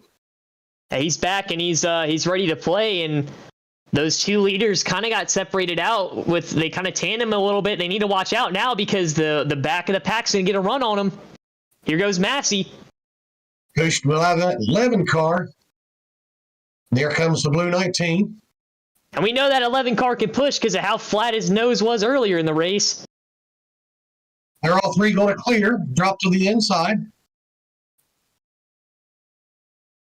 Yeah, there's no doubt. If I'm going to be the car out in the front, I want that 11 pushing me right now. Yeah, he's going to be, but the only problem with the 11, he's a good pusher, but he is shown he can go and make the move himself too. You know he's not going to stay put for too long. He ain't going to stay put till the end of this thing. Yeah, there's no doubt he's going to make an aggressive move and he's going to go for it. And that's understandable. Any of us would do that. But if I'm sitting out in the front and I'm looking in my rearview mirror, he's a guy that I would want to be sitting there right now. For sure. Knowing that there's a chance that he's going to let me hang him to dry, I still want him there right now. Yeah, because he helped it to the front. It's going to be interesting. And I'm looking at it now. I hate to say it, but looking at the numbers, it's 5 versus 3 in terms of non or red and black cars versus those teammates. The 94 finally came back up there and rejoined his teammates.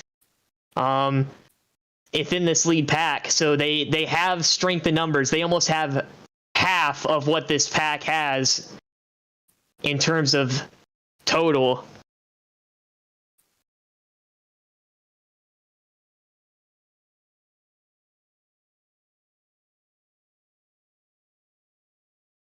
We're going to see when that aggression amps up. Well, if it's me right now, I'm sitting there gripping the steering wheel and thinking to myself, okay, this is what's going on in front of me. This is who's out there. This is what I've seen from them in the past, and I figure this is what I'm going to be able to expect this time. And I'm getting my plan together right now. If I'm not the lead car, the only thing the lead car can do right now is just block and maintain, but everybody behind them, that leader can put a strategy together that can change everything just in a minute. Absolutely, and it's going to get intense. It's calmed down a little bit, but we just took 18 laps to go. It is crunch time. As little amount of cars that have survived in this front pack that there are, it's going to get wild regardless. We've seen it doesn't take many cars to do something wrong to get an accident, so I don't think those guys that have lost the draft are out of it yet. But unless these guys make a mistake, before that 2 to go signal, then they're not going to get re-wrecked up. Which, by the way, speaking of which, there will be, if we do get a caution before the last lap, we do have the opportunity for 2 attempts at a green-white checkered before the end of this thing. Well, as you said a little bit ago, the calm before the storm, here it is right here. This is a calm before the storm. As things are going to come loose and thunder's going to roll. Yeah, it's brewing right now. So we'll see. They played nice, but I know these teammates are going to want to get hooked up with each other. They're probably already in their chat kind of planning that out. You got guys that, I mean, I'm honestly thinking about it, looking at the pack, they're the only group of teammates with each other in this pack, except for the 19 and the 20, those fluorescent colored cars with the light blue and the neon green back there. Those two are teammates, but other than that, everybody else are just complete strangers to each other. There's not one driver in that 8-car pack right there that's going to settle for where they are right now. Unless it's Massey out in the front, he'd be happy to stay there, I'm sure. But there's 7 other drivers that said, no, that's it's going to be my spot here just in a minute. And it's all about time, and it don't matter. You just got to know how to generate that run. And we saw in real life too, in real life too, with the duels, Joey Logano. That was only 4 cars in that pack, and Joey Logano made one wrong move and totaled his race car for the 500. And we could see something very similar tonight with this finish. Oh, absolutely. There's no doubt about it, because knowing that driver in that 65 car, I can tell you that they're going to take that position from him. He's not going to give it up easy, and he's willing to do what he has to do to get that car to victory lane.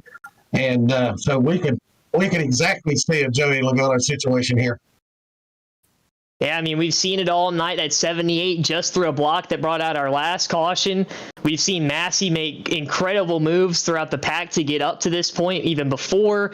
The 11's been all over the place tonight in terms of just pushing people and making his own moves and blocking. So it's the aggression is not going to die down, and the people that are left up in this pack, I think, are the most aggressive of the ones or of the entire field. Absolutely, and you know that those 3 black cars, whether they're a 2 tandem or a 3 tandem, you know that they're going to be there for one another.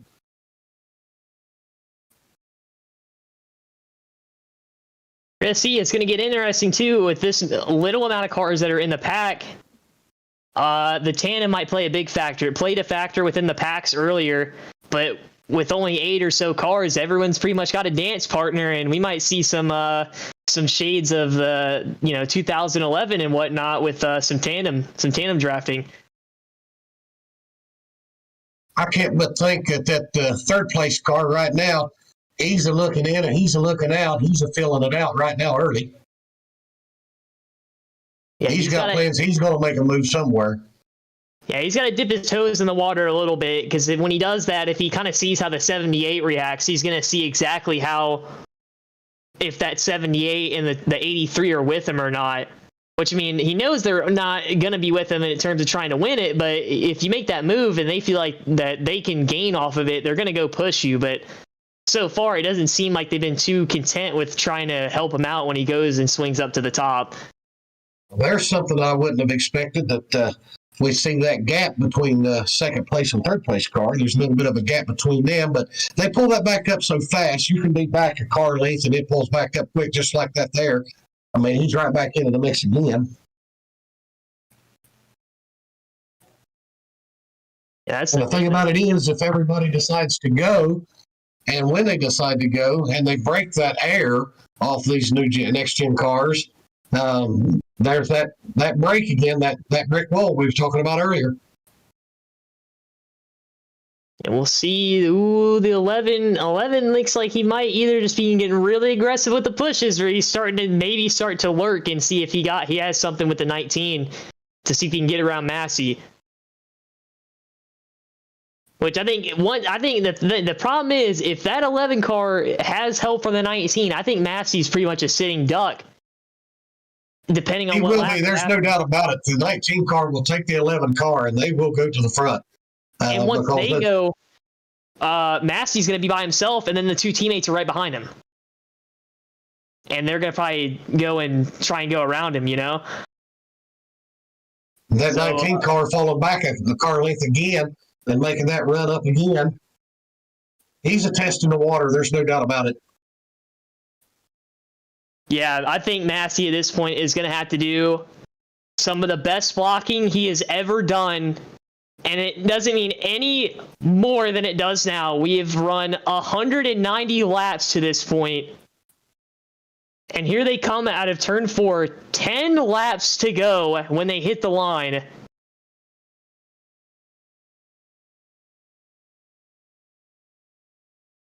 This All is that going work, to be great. all that time that he spent just working it out through the race and racing and keeping it clean to get themselves in it. This is where it all This is what matters. it comes down to. It comes down to these 8 cars right here. There's nobody else in this race. This is just going to be the deciding factor among these 8 right here. One wrong thing happens up in the front, and the tail of that lead pack right there could be right out in the front leading this race and taking a checker flag. Anything can change here. This race is not over by any means. Not only that, but a caution. A lot of damaged race cars kind of impeded the progress of others in that second pack. There are probably some cars in that second pack that are not in this one that can contend with these guys, but they just weren't near them on the restart. So if they wreck and get another restart, these might not be the only 8 cars we see towards the finish. That could change everything up again.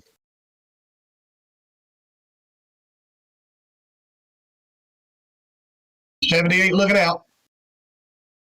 Yeah, he peaked his nose, and that piqued the 19's interest because the 19 was showing him that for about 5 laps now.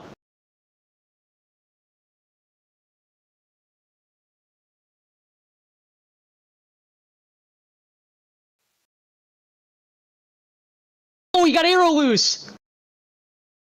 Here we go. They're going to start shuffling now. Yeah, it's on now. They're going to dance. Now the lines broke up. Yeah, here we go. This is the point. That was what they needed. They needed a little spark to maybe get someone to. It's time to go now. And you know that 19 wants to make a move because he just lost all those spots, and he just linked up with his teammate at the back of the line.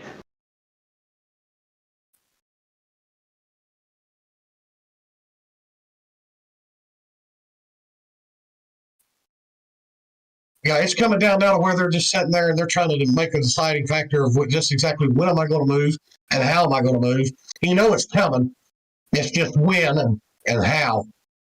They're going to have to do it on the outside. Massey's holding his car to the yellow line too tight. They're not going to be able to take the inside from him. They're going to have to do it on the outside. So he's thinking and expecting that to be exactly what's happened, to go to the outside. But how many of them will come? If the 11 cars will jump out, there's no doubt that those teammate cars will go. Some good racing going on back in the pack back here. Yeah, for sure. These guys are not out of it yet. They're just kind of biding their time, waiting for a mistake. And hey, they can make the mistake themselves too, and unintentionally get themselves back into it as well. Yeah, they know that. They know sitting back there driving right now, hey, this could turn in our favor, and they're fully prepared to take their cars and do what they got to do from back there if things go wrong in the front. Absolutely, but here we go. There's 6 laps to go.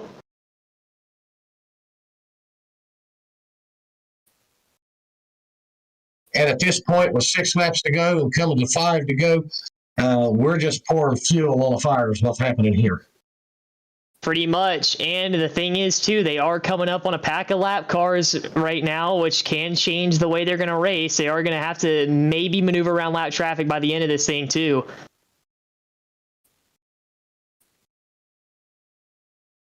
We'll see if they end up catching him, though. But Massey has done one heck of a job so far. Can he hold on, though? 5 laps to go.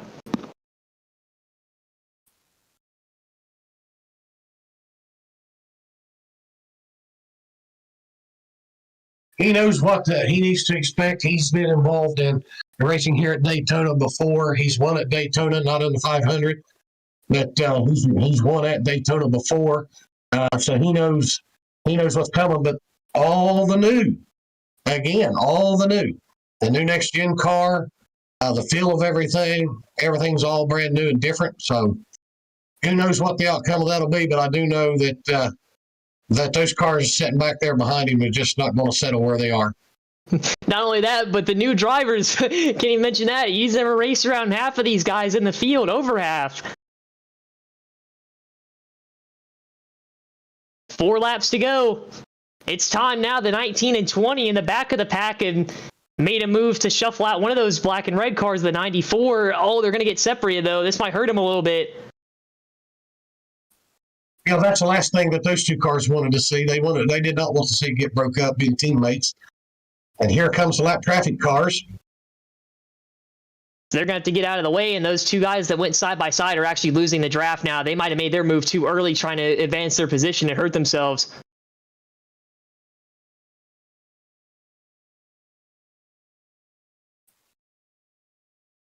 Well, they're completely separated now. Yeah, that 19 is going to get a big run unless he loses the draft. We'll see. It's kind of down to a 5 to 6 car race as we hit 3 to go. They're going to have to build that energy back up. They want to get back to the pack. That 19's fighting. He really wants to get out there and be a factor in it. There goes the 78. Here comes Coppola. Massey's going to throw the block. The 11 lost all the momentum. Contact.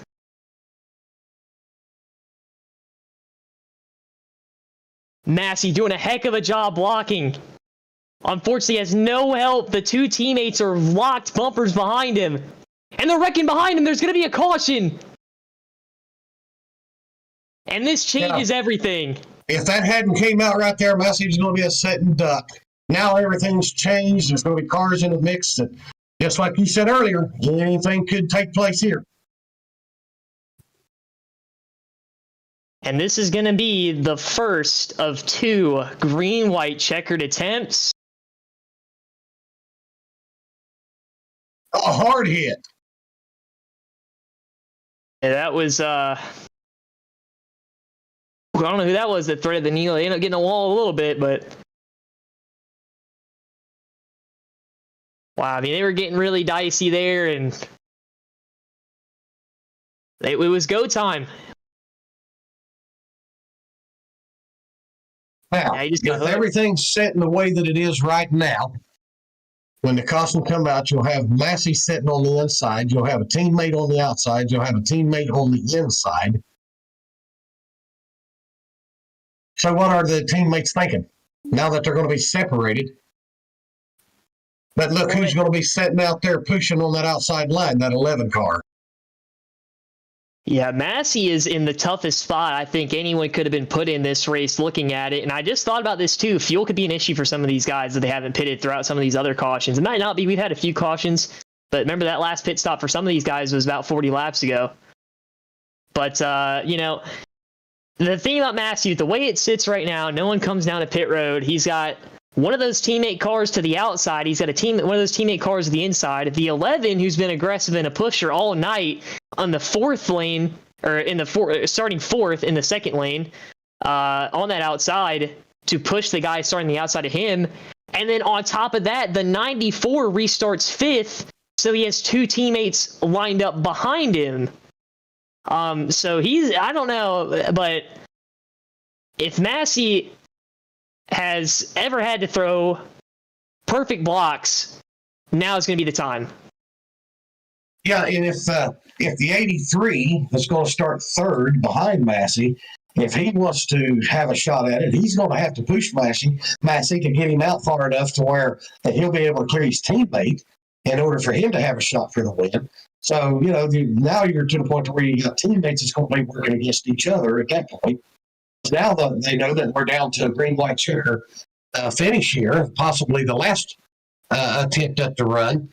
So 78's going to have to make a decision. Am I going to back off and let my teammate in? Which that's not going to be a smart thing. But the 11 car pushing, the way that he's been aggressive on pushing all night, this is going to get really interesting really, really fast.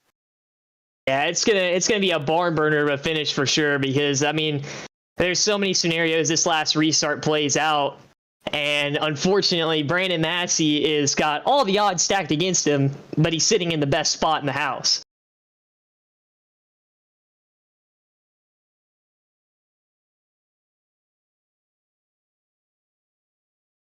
And what is amazing is you have that car sitting out there that has no nose on it, that's still into the thick of it and digging for it. Absolutely. I'm pretty sure, I don't know where he's sitting right now. See, That's what makes everything such a great race, man. But you can tear the nose off of it, still be in it.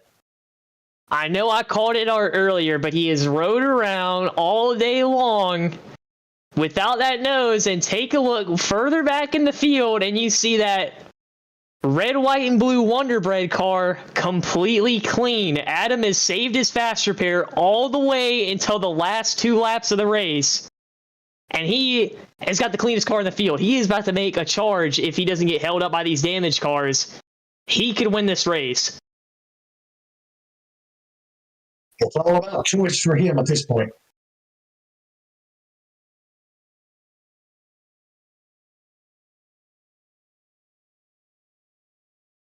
This is going to be interesting. I don't even know if our hearts can handle this finish. It's going to be a wild one. Well, you know how you can imagine how I feel right now. That is true. This is bigger for you than it is for me. I'm been enjoying all this. This is it's gonna come down to the wire. Some people are gonna be real upset, and some people are gonna be real happy at the end of this one. Unfortunately, I know that driver in that 65 car all too well. Here we go. Pace car pulls down pit road. Thousands of virtual fans up on their feet off the seats, and the green flag is back out. Here we go. 2 laps to go. And he's going to get pushed by the teammate. Here comes the 11 on the outside for a push. He's getting a good push. That 11. Oh my gosh, Massey had such a good restart, but the outside was so formed. And look at the 11. What a move. And they're wrecking behind. And a quick caution is going to come out. Adam Brady's in it. He's the only car that ended up spun around from it. Well, I don't know exactly where it started.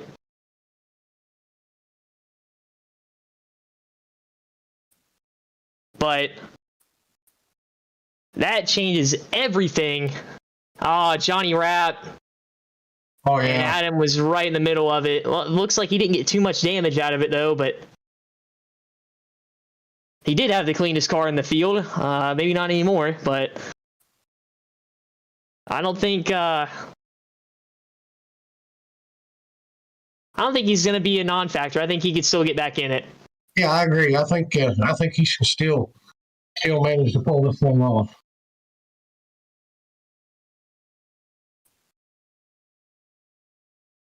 Now, the teammates are separated now. So Well, that's out the window. Yeah, the teammates are separated. The 11 made a move. I thought they got him the lead on that caution, but he lost it at the time of the caution. They gave it back to Coppola in the 78. So it's really anyone's race. But it's going to be interesting. This is going to be the last attempt of a green, white, checkered. So if they get a caution at the same time they did just now, it will end the race, unfortunately, which I don't want to see. I want to see it end under green. But we're going to see. There's going to be no give and take anyways on the racetrack. So I highly doubt that we're not going to get a wreck here by the end of this thing.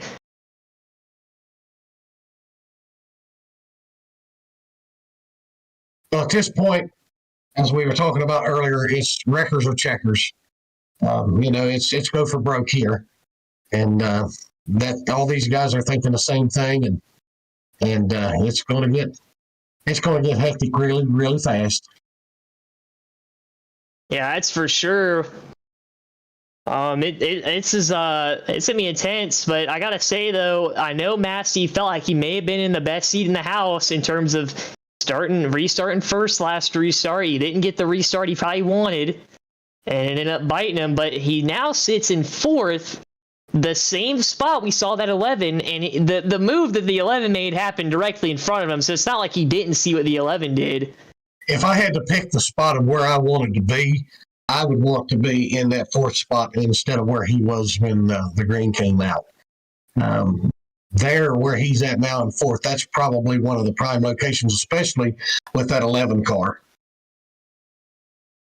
Yeah, I mean, he saw the move get made once, and I do think that's been the biggest spot. Even though second, you've gotten most of the time the person in second has cleared the bottom lane by the time they get out of two. So I mean, you would feel like the second spot would be the best spot, but in fourth, you're the one pushing him. You control that guy's destiny. So if you go and make your own. You can make your own magic, per se, sitting in that spot. But we'll see. Who knows where this winner is going to come from? It's going to come from someone that's on the lead lap for sure. It might not come from these first 5 or 6 spots either. We'll see what happens. Now, there's no doubt this is anybody's game now.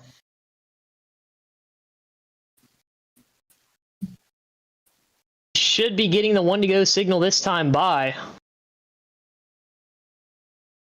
What a story it would be for any of these guys up here, especially that 78. That 78 of Kenny Capola has been there pretty much since stage 2. Ever since the 38 and the 10 car had that stumble where they had been up front the whole race and had that stumble under caution, the 78 has pretty much picked it up and taken control of this race since that's happened. But no one wants to lose, so...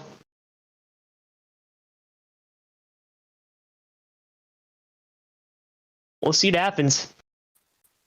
Now, this is where they all know that their hearts are beating because they're feeling them in their chest, thumping. And that heart rate affects every part of the body. I always get it every time I'm up in those winning positions. It's always getting the shakes. Always, whether it be arms or the worst part is when you get the leg shakes, and you're trying to throttle the race car. It affects the throttle, and then when you're shaking in your hands, the steering wheel gets affected. So no one is in their comfort zone right now, to say the least. They haven't been in their comfort zone all race, and they're not going to be for these last 2 laps. Or last 1 lap or quarter of a lap, depending on how far they make it before a caution gets thrown.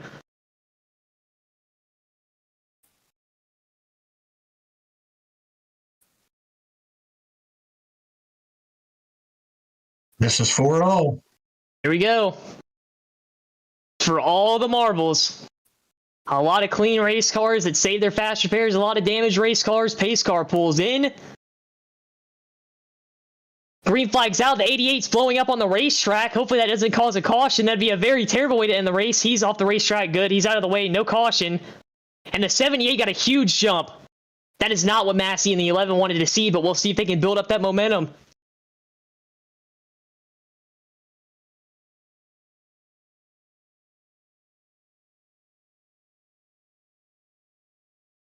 Here we go. That 11's got the run. He's going to have to take it, too. And Massey's going to push him. Huge push. They got the 2 teammates. They're going to form up the wrecking behind. Is going to bring out the caution. 3 wide. The 11's out front.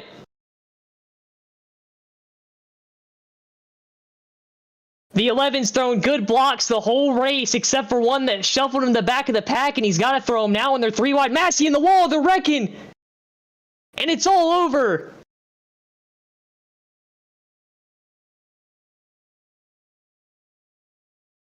Heartbreak for all those guys that had worked up there, and in the end, Jim Ott and the 11, the aggression pays off, and the 11 car is going to victory lane here in the Lightspeed Racing League Daytona 500. He drove a good race. It was just unfortunate that the teammate in the middle, the Massey car, got together, and then the 78 got involved in it. It was just a round from there for everybody in the back. But congratulations to the driver of the 11 car. He ran a good race. He deserves a win. Absolutely, and we're going to see exactly where iRacing is going to score everybody in terms of finishing positions at the end of the race. So they're going to go ahead and get all this sorted out, but we are going to end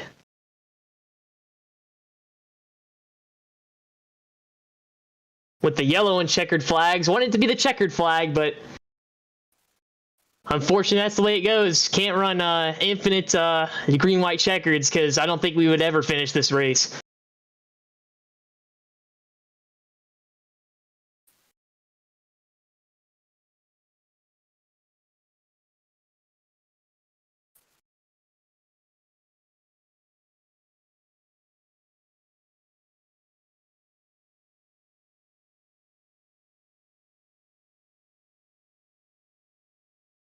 This race will be one for the history books. It's been a great race. Everybody raced hard. Teams played a factor, then they didn't play a factor. The next gen car with the air was always a factor involved in it from start to finish, and a lot of unknowns for these guys going in. But this has been one heck of a race. For sure. We're going to see how it all played out. We're going to get our top 3 ready for interviews here shortly. Let's go ahead. We'll go ahead and take a look at our final results.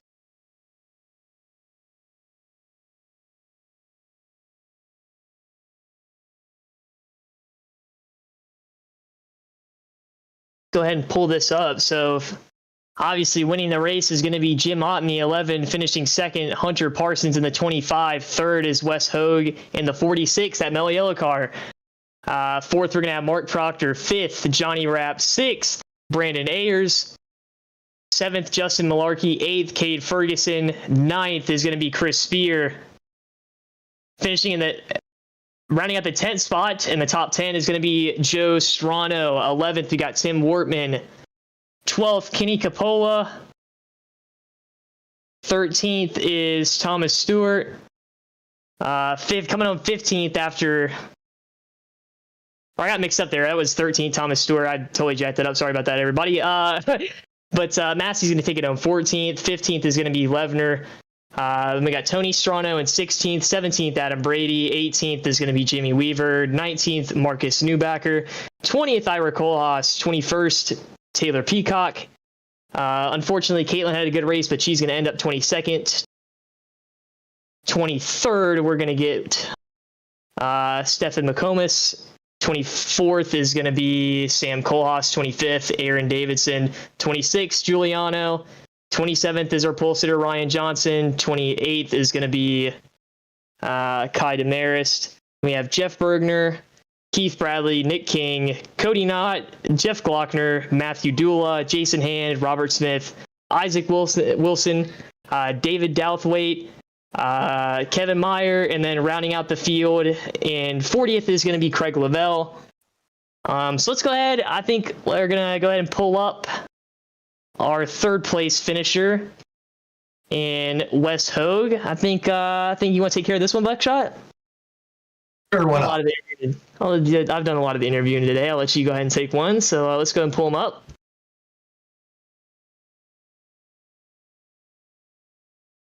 All Hey, right, what's this Buckshot up in the booth? You got a copy? Yes, sir. I'm here. Hey, man, good hard race. A lot of excitement the entire race, and you just happened to be there at the end and was able to pull off a third, man. Congratulations. Thank you, buddy. I appreciate it, man. What a race! 200 laps, and I think I was at, the front to the back, to the front to the back so many times. I really can't think of how many times I ended up having to do that. But right place, right time there. I made a mistake after being involved in that accident, going for the run, not using the one fast repair that I had, and thought we got stuck behind the 8 ball. But that second to last caution definitely helped us. Now, all the unknowns that you were facing going into the 500 today, the biggest factor was the unknown of the next gen car. So now that you've got the Daytona behind you, where are you thinking now? What's your opinion pertaining to the next gen? It's different. and I like that. It's not just sit there and push and try to push somebody around. You really got to work that side draft. You really have to work the energy. I think this is probably the most realistic model that we've had of the Cup car when it comes to working the energy of each line and being able to work that side draft, breaking the air, creating air. I think iRacing did a really good job on this. Obviously, not sitting in an actual Cup car, it's really hard for me to compare. But from what I see on TV and hear from analysts, I think this is really, really close. And this puts a little bit more of a driver behind the wheel compared to someone, again, just holding the pedal down and turning left. This took a lot more strategy. And it was cool working my way throughout the field, throughout this entire race, working different lines, trying different strategies. Even the two-car tandem me and the 18 did there early in the race. I think they got a really good thing going on here.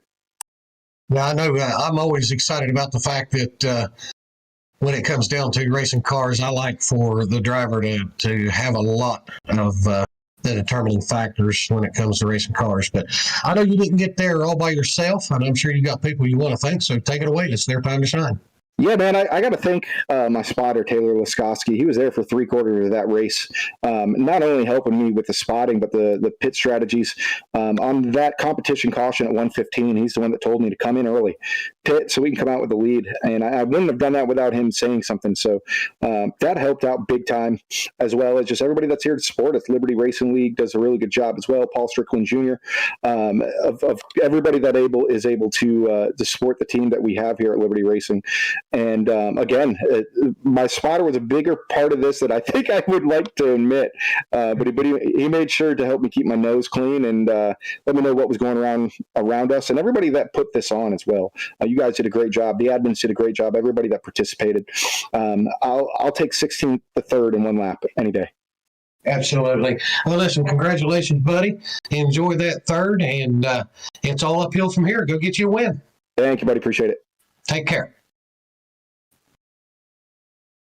All right, that was third place Wes Hogue, and I think we'll go ahead and we're going to pull in second place. We'll do Hunter Parsons. Hey, Hunter, this is Landon in the booth. You got a copy? I do.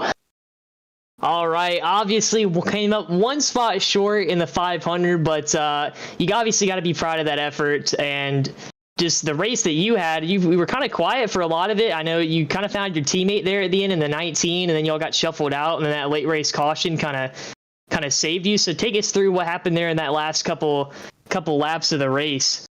Yeah, well, it all started kind of one of the first few wrecks. I had about a minute of optional, and obviously with it being 200 laps, didn't want to use a fast repair, so I ran that whole thing with that optional repair only. So I was kind of hoping for a good point to use my fast repair, but there just wasn't one to use it. So just trying to push as much as I could, but couldn't get a run around anyone. So just kind of holding on for life.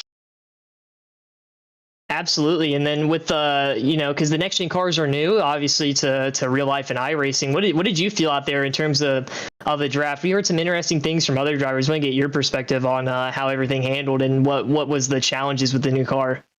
The big challenge was having that big checkup on the bottom. The guy's just lifting, so then once you get you lift out of the throttle a little bit, you lose that draft and you're done. I checked up one quick second with about 50 to go, and I lost about 18 seconds of time. So that definitely hurts you a lot. Main thing is just keeping that draft somehow or some way. Absolutely. It seemed like they lost the draft pretty quickly and had shades of a lot of different packages throughout NASCAR plate racing history. I mean, we saw the tandem tonight, we saw pack racing, and then we kind of saw that single file where if people get side by side, the leaders kind of pull away. But great run. Obviously, you wanted to get the win, but give shout outs to everyone you'd like to, and we'll go on from there. Yeah, first off, Keith Bradley for even telling me about this. Told me about it like an hour before the lobby opened, and Over the Top Designs for getting me and my teammates in for this one. It was just a lot of fun. You guys for putting this whole thing on, and I'm ready to go do another 200 lapper here in about a half hour for a big money race. All right. Well, you're going to get a little bit of a payment for this one, so it's nice. Yeah. You ended up making $50 for a second. So Congratulations. We'll go ahead and let you get ready for your next race. You got man, that's crazy. I wouldn't think to run 2 500-mile races, let alone one. I mean, obviously I commentated one, but I wouldn't think I'm running one. I will say my butt is sore. All right. Well, we'll go ahead and let you go and go ahead and rest up before that race. And congrats on your second. Thank you. All right. And let's actually moved Buckshot there. Buckshot, you want to take this last one? Sure, I can talk to you. All right. Let's go and pull up Jim in here. Hey, Jim, Buckshot up in the booth. Got a copy? I got you, man. Hey, man, sitting exactly where you want to be sitting when the race is over. Yeah, pretty awesome. That was an intense race. That was a lot of fun. No doubt. Well, tell us about that last lap, man, when you were coming to the finish of the race there. What were you thinking? You thought you had everything where you wanted to be, or were you starting where you wanted to restart? Or how was you feeling when we come to that last green white checker? I love being on the outside and fourth, and I didn't love the restart I got, but we started getting momentum coming off of 2, and I knew there'd be some blocks made, and I had enough steam where I was able to kind of manipulate the draft at that point, and going into 3, I saw him 3 wide, so I knew I had a really good chance at that point. So just an awesome race. Yeah, it comes down to when it comes down to where you guys were going to have to finish this race. It was a wreckers or checker situation. I mean, you had to go for broke, and it all paid off for you, and got you out there to the win. Got you some money put in your pocket. I understand that tonight's winner's taking home $125, so that's always a good thing. Yeah, that's pretty awesome, man. I appreciate the guys putting this on, and it makes it so much worthwhile. And had a lot of fun tonight, and I can't wait to do it again. I'll tell you what, it was awesome for us up here in the booth, and I know I can speak on behalf of everybody up here that it was just a fantastic race all the way around, and we enjoyed it. Had a great time calling the race, watching you guys turn the wheels down there, and congratulations on your win. And I know that I'm sure there's people that you want to thank. Yeah, I do, and I appreciate that. Friends and family for watching, and you guys for putting on the broadcast. Of course, these admins for putting on the race. I really appreciate it. Hey, yeah, man, congratulations on your win, and go get you another one. All right, thank you so much. Thank you, sir. Have a good one. All right, that was our winner, Jim. Obviously, a crazy race at that. I didn't think it was gonna be as good as it was. I mean, I thought it was gonna be good, but this exceeded all expectations in my eyes with everything that got put on. I want to hear your final thoughts, though, Buckshot. I'll tell you what, from start to finish, fantastic race. Start to finish. A lot of good, hard racing from the competitors. Can't say enough about the LSRL for putting this event together. I'm glad they did. I was glad that I was able to be a part of it so that I can get back in and do a little bit of racing, even if it is sit here and talk about the race. And it's been an honor and a privilege to work with you again and to be able to be a part of it. And for all the sponsors, Extreme on the broadcasting. He done a great job with cameras. Can't say enough about him. He made our job easy, and just all the sponsors that had anything to do with it. Man, I'll tell you what, if I was going to pay out the money to watch a race, this would have been the one that I would have wanted to pay out to watch, because I'll tell you what, this was the most entertaining race. From a competitor's standpoint, probably not so happy, but for a spectator standpoint, it's just one heck of a race from start to finish, man. Absolutely. A crazy one, a crazy ending, a lot of change, obviously, with everything we saw. Everything was new, but everything stayed the same. I personally would like to thank Anthony and everyone with the league for not only putting this on, but for letting me to come up here and represent their brand as being up here in the booth. I know a lot of people would love to get the opportunity. I'm super thankful for that. So big thanks to them. Big thanks to the guys that helped put on the league, all the admins here at Lightspeed Racing League.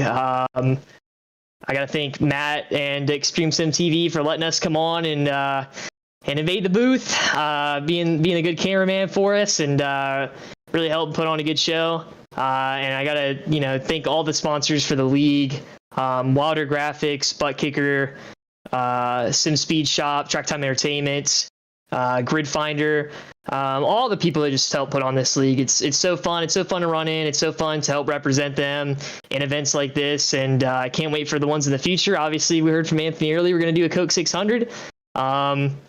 So super excited for the things coming up for this league. And we hope that you all will join us for those events as well. But I don't think I really have much else to say. Thanks for all the competitors for coming out. Thanks for everyone for watching. And this has been Landon Quisenberry and Jerry Buckshot Massey signing out.